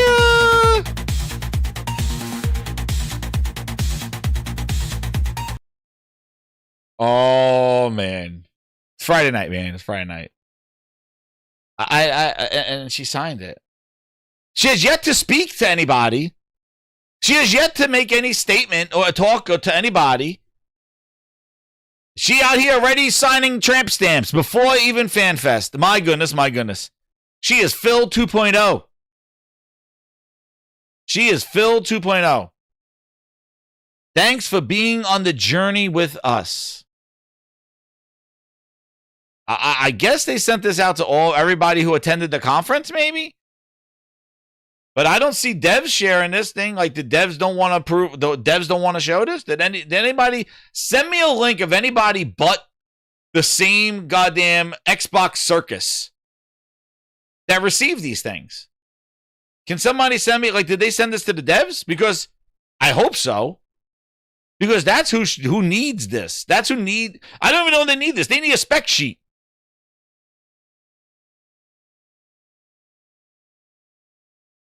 Yeah, I don't know, man. Very, very strange behavior. Very strange. Very strange behavior. To send this out and market something like this. I don't get it. Unless they're going to name it Helix and keep that little, I don't know. But it seems they got a lot of budget, you know. But she got a meeting out of their hand, man. She's sending them all the free stuff, all to the same people. It's 2019 all over again. It is. Remember how many people, Don John, remember how many people got sent the Series X? How many people didn't have to buy it? And this is what they do. And the reason why I cover this is to show you the questionable stuff about their games and the tough questions that should be asked. These same people that received these care packages were the same people that got hands-on with Forza. Where are the questions and doubts about why did they send it out this way? What's going on here? Where are their questions and doubts about the Halo studios and the issue about what's going on there with the mismanagement? Where's their concern about what Pete Hines is saying about the people that are still there at Xbox? The same people that got these things see that stuff. But they go, there's nothing to see here because they keep wanting to get these things. And then I question, this is another thing. I feel, listen, as much as we make fun, Dusty Bins and gamer tags and looking and fun of them opening up these boxes, the thing is, you can't blame them. You can't blame Paris. You can't blame them. They are just opening up boxes that show up to their house. They want to send it back. I don't want to accept this. It's Microsoft utilizing these parasocial tactics to gain influence, open our presence. That's right, Nick. That's the thing. Microsoft and Xbox and Asha and Greenberg and all those clowns over there use this as influential marketing. So, like, I don't want it. You send it, and guess what? I'm going to tell you something. They have to do this. They have to say thank you, Xbox, and acknowledge. Because with these things, they have to do that. That's part of the receipt. They're not doing this to say nanny, nanny, boo-boo. They are obligated to show what Microsoft has sent them because that is part of the marketing scheme. Do you understand that stuff? Like, they have to open this. That's part of the negotiation. We send you stuff. You're not supposed to take that box of Project Helix and throw it under your couch saying thanks. You got to share it on social media. You need to show what we sent you because that's the reason why we sent it to you. It's a double-edged, that's why. They're not doing this to tease people. They're doing this because they're obligated to do it. We sent you this shit. You got to show that we sent this to you because us sending this to you is our marketing. This gets Project Helix out there and makes it a name and keeps in people's minds. That's why we're sending it to you, and that's why you need to show this. So Microsoft is playing the game. They have not missed a beat of Phil Spencer finessing and Phil-nessing and Asha-nessing. They have not missed a beat. They are actually going even harder than Phil did. Phil was kind of weaning off that whole stuff. But you're right, like 2018, 2019, 2021, when Phil was just glazing, flying to Japan, flying to Mexico, love me, cheering his name, Phil. He became like the Pope. And it became about him. Meanwhile, the games and Pete Hines and all this shit was falling apart at the seams. Their management of the initiative, their management of Redfall, Starfield at Hellblade 2, all this stuff. Janky Jones with the janky breakfast. All this stuff is falling apart. The thing that matters most, the games. While they're doing this horse shit. Because this horse shit makes a deflection of don't mind those previews that sit there. Don't look over here. Look it over there. They're on their payroll, Silverwolf. They are. This is a I feed you, you feed me relationship. Because I'm like, they're not game developers. Why would they need Project Helix? What journey are they on? They were influences. The only journey they're on is that they got to spread the word of Project Helix as a great device. So let me ask you this. This is what they don't think. When Project Helix gets announced, when Project Helix is talked about, do you think any people that receive this care package are going to come out and go, hey, Xbox console owners, Series on, this may not be for you. It's really a PC with an Xbox app. Just be warned, like, this is a different interface. Be cautious. Some games may work at launch, but it is a PC, a work in progress. They're going to be totally optimistic. No, man, this is a hybrid. Yeah, everything works. It's great. It works great. And you don't have to go that far. Just go back to last year. Go back to last year and see the fiasco of the Xbox ROG Ally X and the horrible marketing that backfired on them. Like, we don't have to go far to show what this type of influence does. Because when the rubber hits the road and the reality is here to us, the consumers, we see the bullshit because it's right there. It's not an Xbox handheld. It's not an Xbox. It was a PC with an app. And if you don't have to go much further, then guess what? Let's go to Ed Freeze. Hey, Ed, what do you got to say about Project Helix? Sounds so much like the Project Helix sounds so much like the original vision for the Xbox. I was hoping that's what you would say. Yeah, exactly. Talk to me about that. Exactly. That's exactly right. I had the exact same reaction too. And it's very similar to what the original Xbox plan was. Not the Xbox we shipped, but the original plan was that it was going to be a PC running Windows, and it was basically just a PC that looked kind of like a console and pretended it was a console, but it was really a PC underneath. You know, Project Helix sounds so much like the original vision for the Xbox. I was hoping that's what you would say. Yeah, exactly.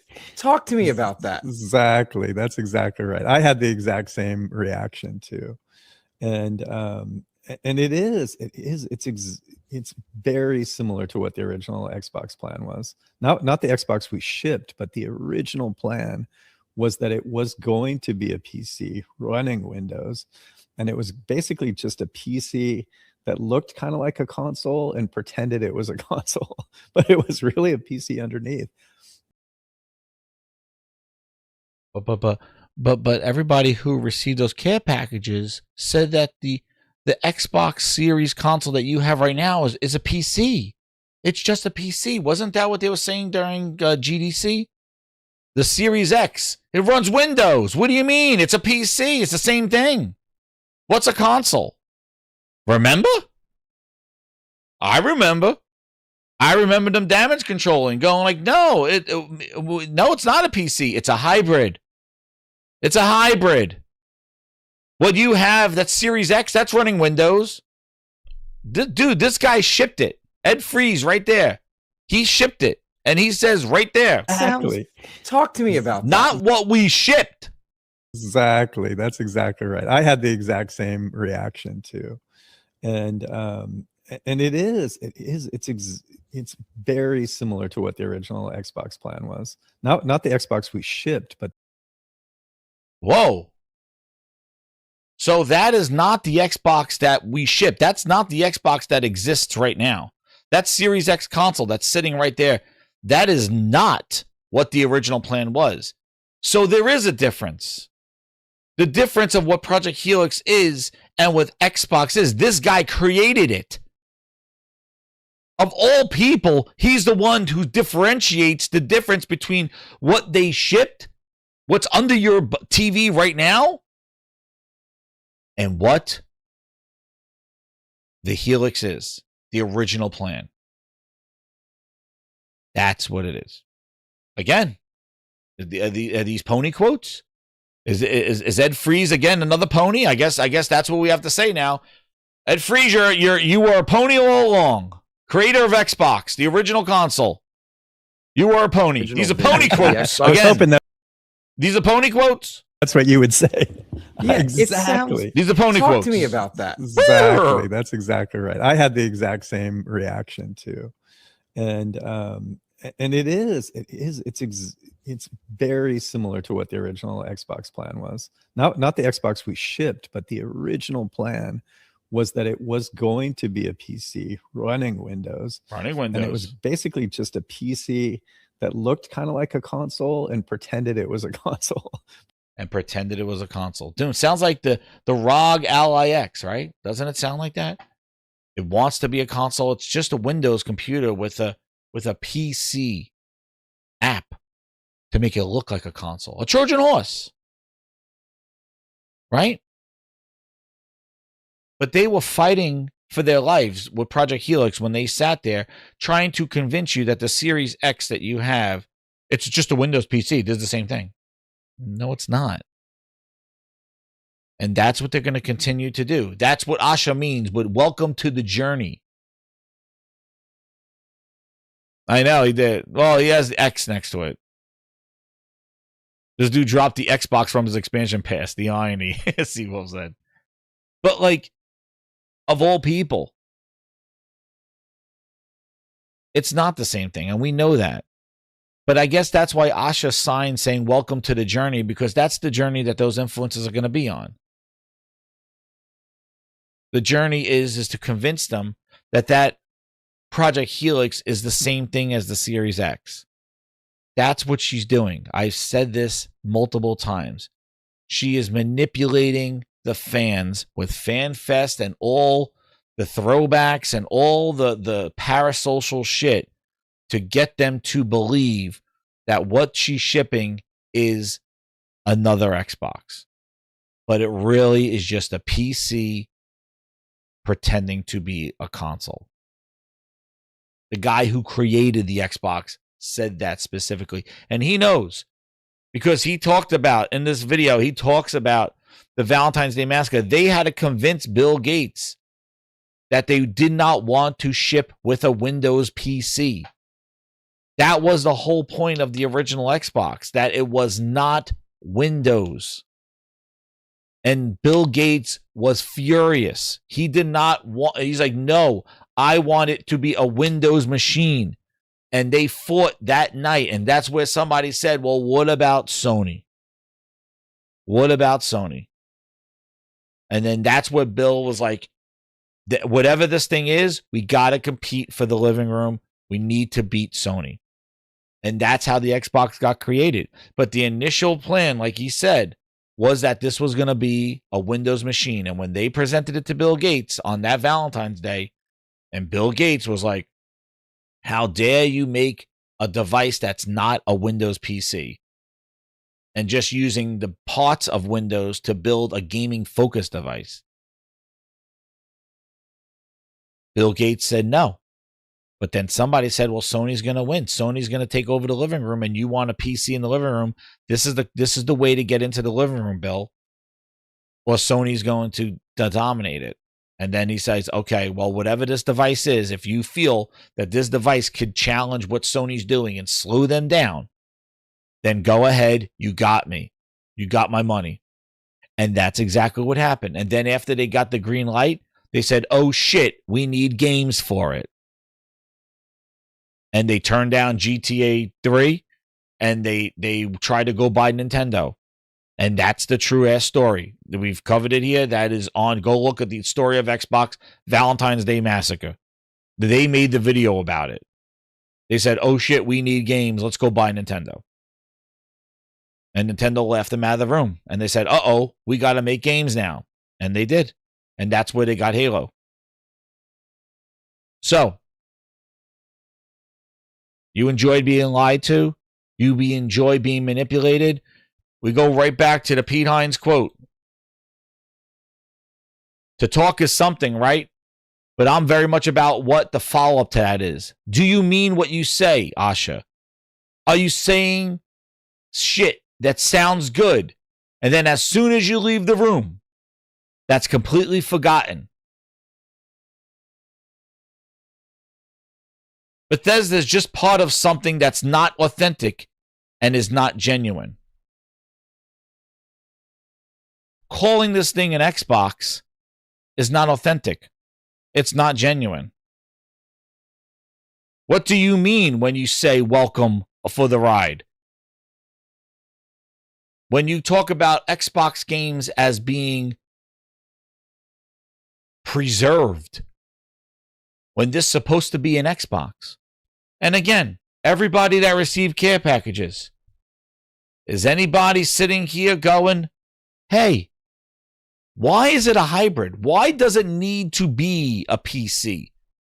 Who in the Xbox camp asked for that? We just want great games. And I think this was pretty funny too. This is press releases for Xbox. Remember how confusing it is and misleading. This is their game, Killin, whatever the hell it is. The pottery game. Launches on April 23rd. Look how many times the word Xbox. It's on Xbox Series X and S, Xbox on PC, Xbox Cloud Gaming, Xbox Play Anywhere, handheld optimized, PlayStation 5, Steam, and Xbox Game Pass Ultimate. Stranger in Heaven. It will be on Xbox Game Pass, Xbox Series X and S, Xbox on PC, Xbox Cloud, Steam, and PlayStation.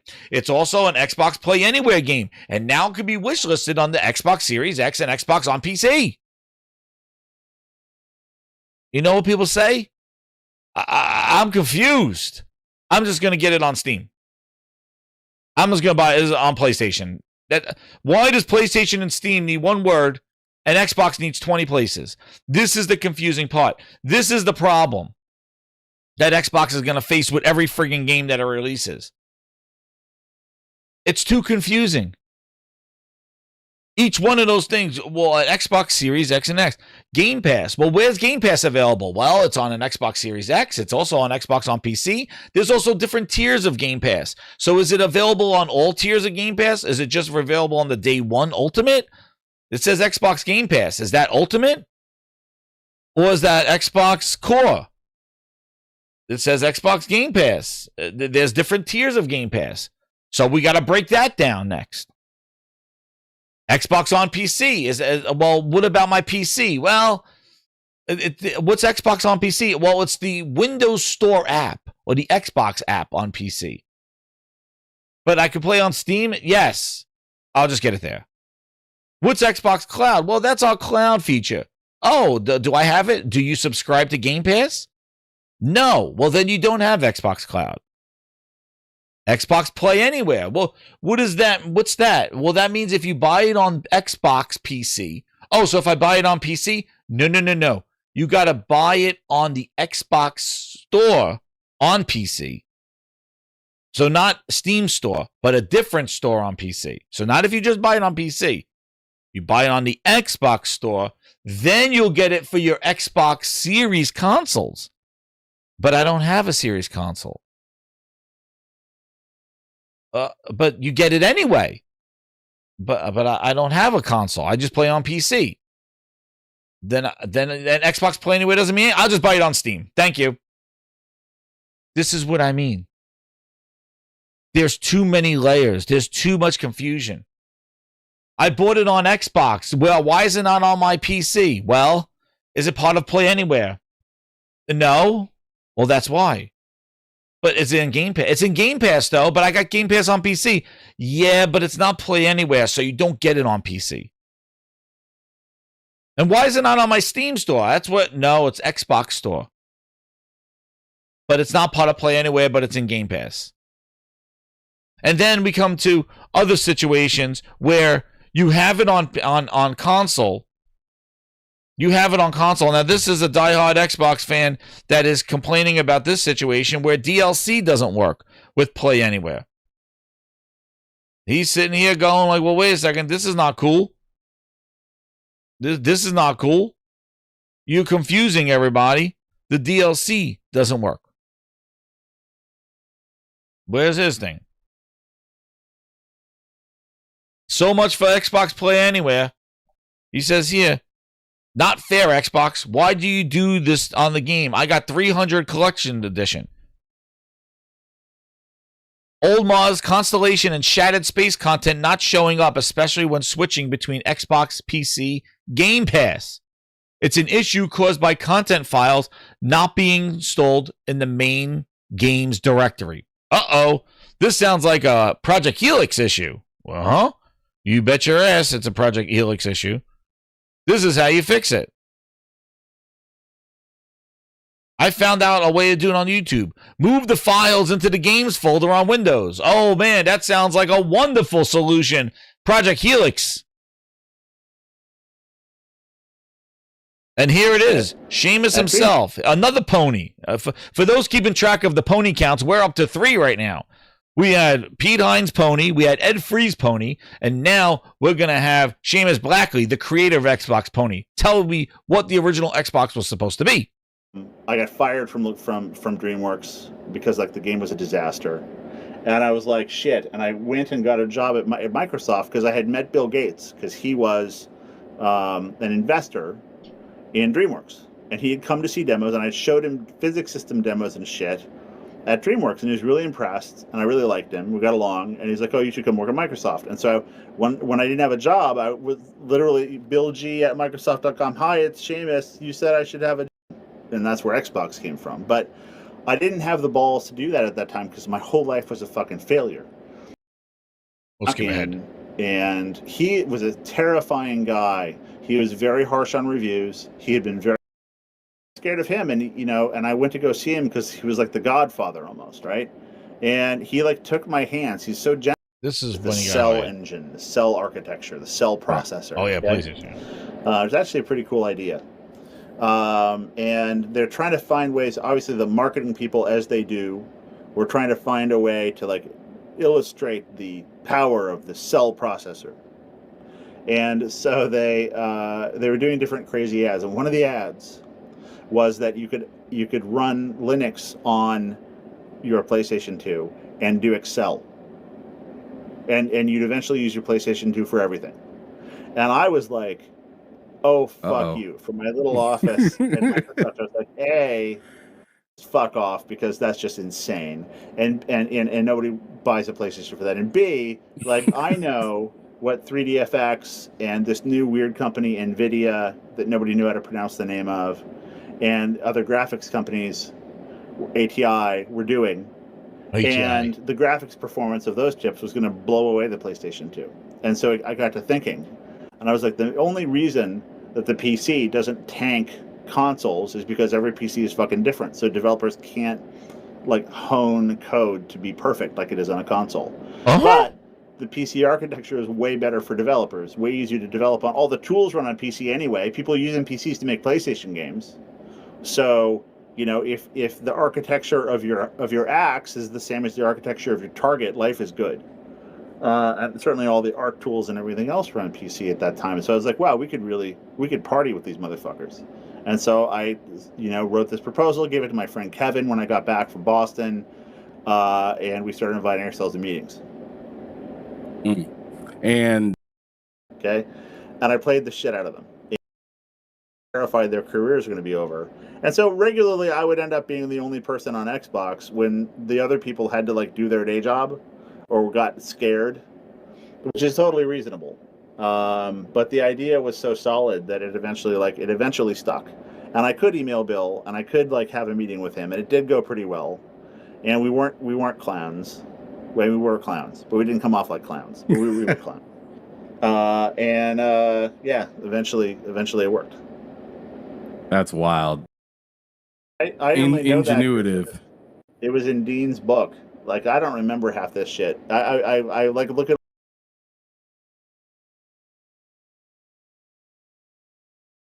Funny how these founders of Xbox are making a very distinct statement that why the Xbox existed, and it was not a PC. It was not. But now it's coming full circle again. But they're not being honest with their customers. But we don't even know yet. But you see these things with DLC and stuff like that, dude, those are PC issues. And get ready, man. Who are these? Dude, I don't even know who they sent these things to. Dude, who are these people? Who are these guys? Xbox, BR Digital, and iHottie? Yeah, I don't know. I guess they sent it to everybody who I guess, I don't know. But it's very strange that all these influencers receive this shit and not the game developers. I don't know. I guess game developers got it. I hope so. Because they're the ones that need, that's who they need. That's the issue that they're running into, is that they need developer support. And if you saw that Nate the Hate video or something like that, he's saying that they're begging. He's saying that they're begging people to utilize Play Anywhere. He says that they're, because that's what they need.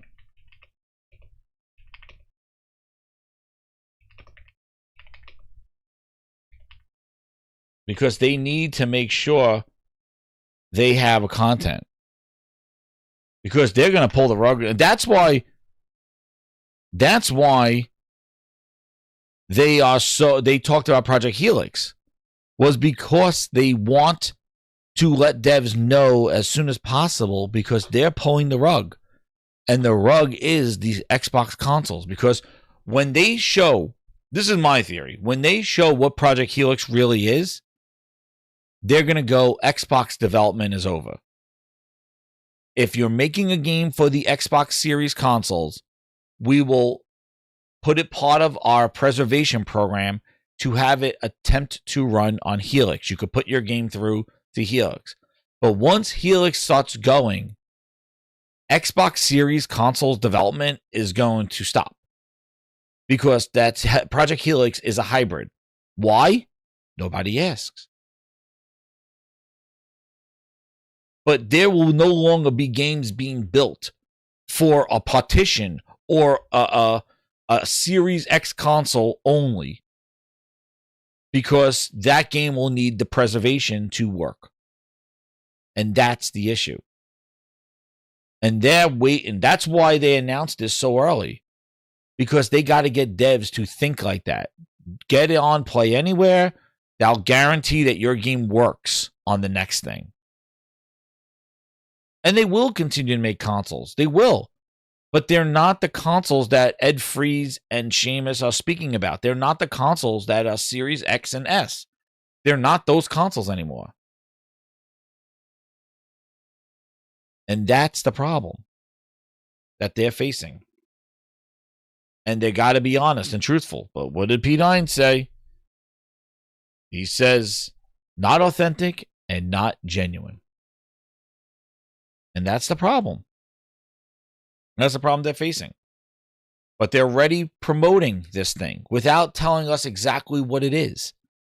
How is it going to operate? How is it going to play the Series X games? Is it true backwards compatibility? Is it your entire library day one? Don't you think we should know all that stuff before we start sending out care packages with the name on it? Right? Don't you think? Don't you think we should find that information out first? What this thing really is? How's it going to play games? What does your 350 Xbox library do? No. Nope. I'm here to send me a shirt with a logo on it. I'm good. I don't need any questions. We don't have any questions. I'm here to tell you right now, we don't care. Let me tell you something. We don't care. Jerry. Imagine getting a goodie bag for a party that you weren't invited to, or getting a goodie bag for a party that never happened. Like, who? Who's this person? Well, it was for a party. Well, whose party? Fred's party.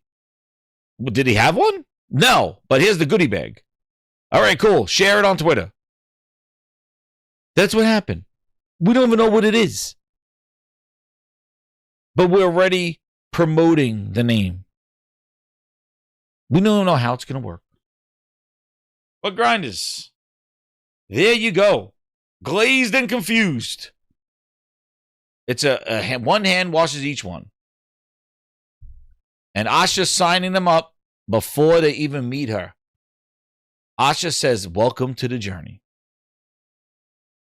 It is going to be a fun one if this is the way it's going because, it is a full Glaze train going on here, man. This is a full-fledged Glaze train going on right now.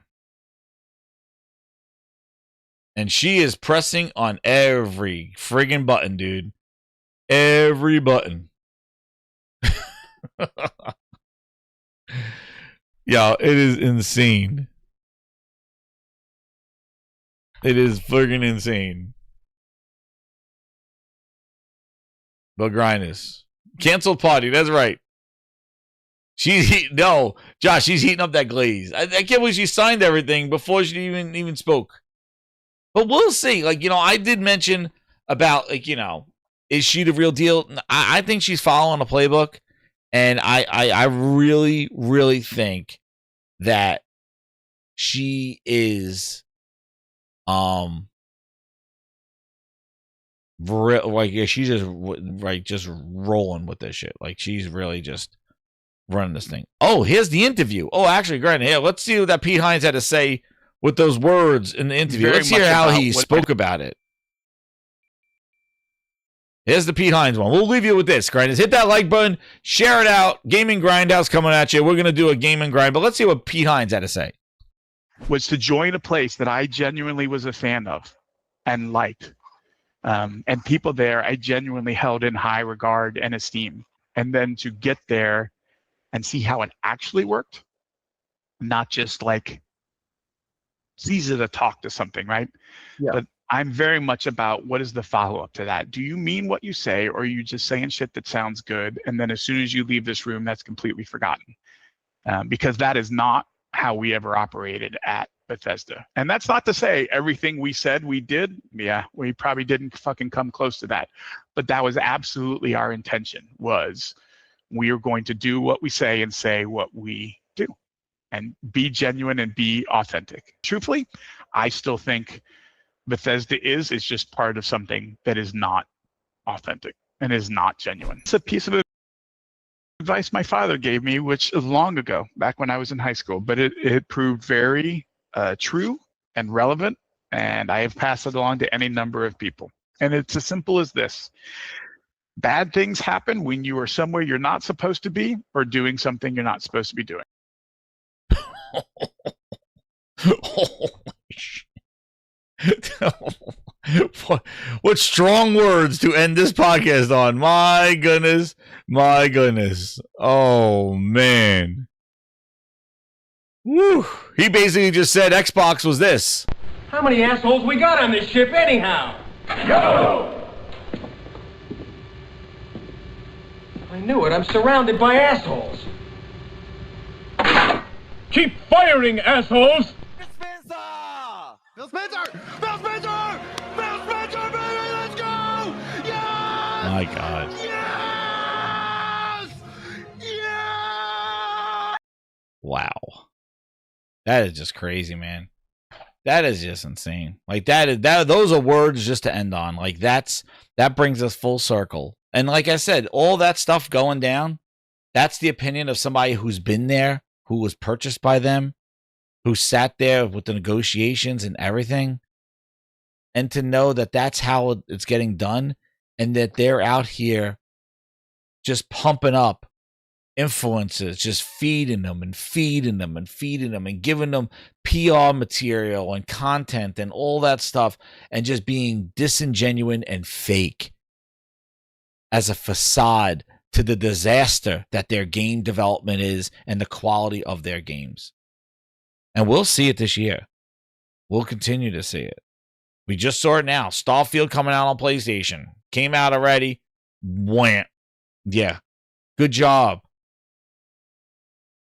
Forza with a big question mark of why would you do Horizon like that?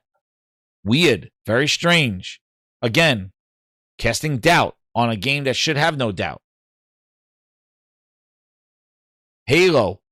Problem with the studios. 343, no more, but Halo Studios outsourcing, management issues. Dude said horrible environment that he worked for, and the new guy there is the leader of all that. And they outsourcing the new Halo game, the Halo remake that may drop in the summertime as a stealth drop in June. Hopefully Gears Day shows up. And that's their saving grace. I hope. But that's the only one I'm looking forward to from all that stuff. And then what happens with State of Decay 3? Look at that. Another mismanagement.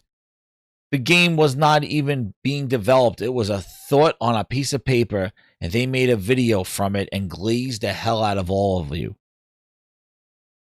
And us. Zombie Diaz, that's the graphics. That wasn't even, they didn't even know. Blur Studios made a video for State of Decay 3, and now it's an alpha almost 8 years later. But send me care packages and let me get excited because you signed the piece of paper for me. This is what I mean. It doesn't add up. It's all deflection, and that's the reason why we got to talk about it, because it's messed up. It is marketing trying to manipulate us as gamers when the games are the things that are getting suffered. And that's why Pete Hines explained that. He's like, dude, it sucks working there. They did not know what they were doing. They weren't being honest. And there you go. When it comes down to the most important thing, the games, they mess up. But they'll glaze you up to make you think that everything is fine. And here we are again, grinders. We thought Phil Ness was going to go, and we thought we weren't going to be able. The Asha Ness didn't exist, dude. Asha Ness is Phil Spencer, Phil Ness remastered. This is Phil Ness 2.0. Asha Ness has begun. And that's it, grinders. Thank you so much. Hit that like button. Share it out. And we are cooking here at the Gaming Grindhouse. We're going to be playing some more games. But man, oh man. The new era of Asha Ness, Phil Ness 2.0. The reboot is here. And it's real. And she's signing way before FanFest. It's going to be a fun ride. Keep it here if you want some more entertainment, gaming, news, deglazing, and some incredible games that we play here at the Gaming Grindhouse of quality. Would you ship that? I don't know, Phil. But thank you again, grinders. Hit that like button, share it out, subscribe if you're new. And we are Ghost.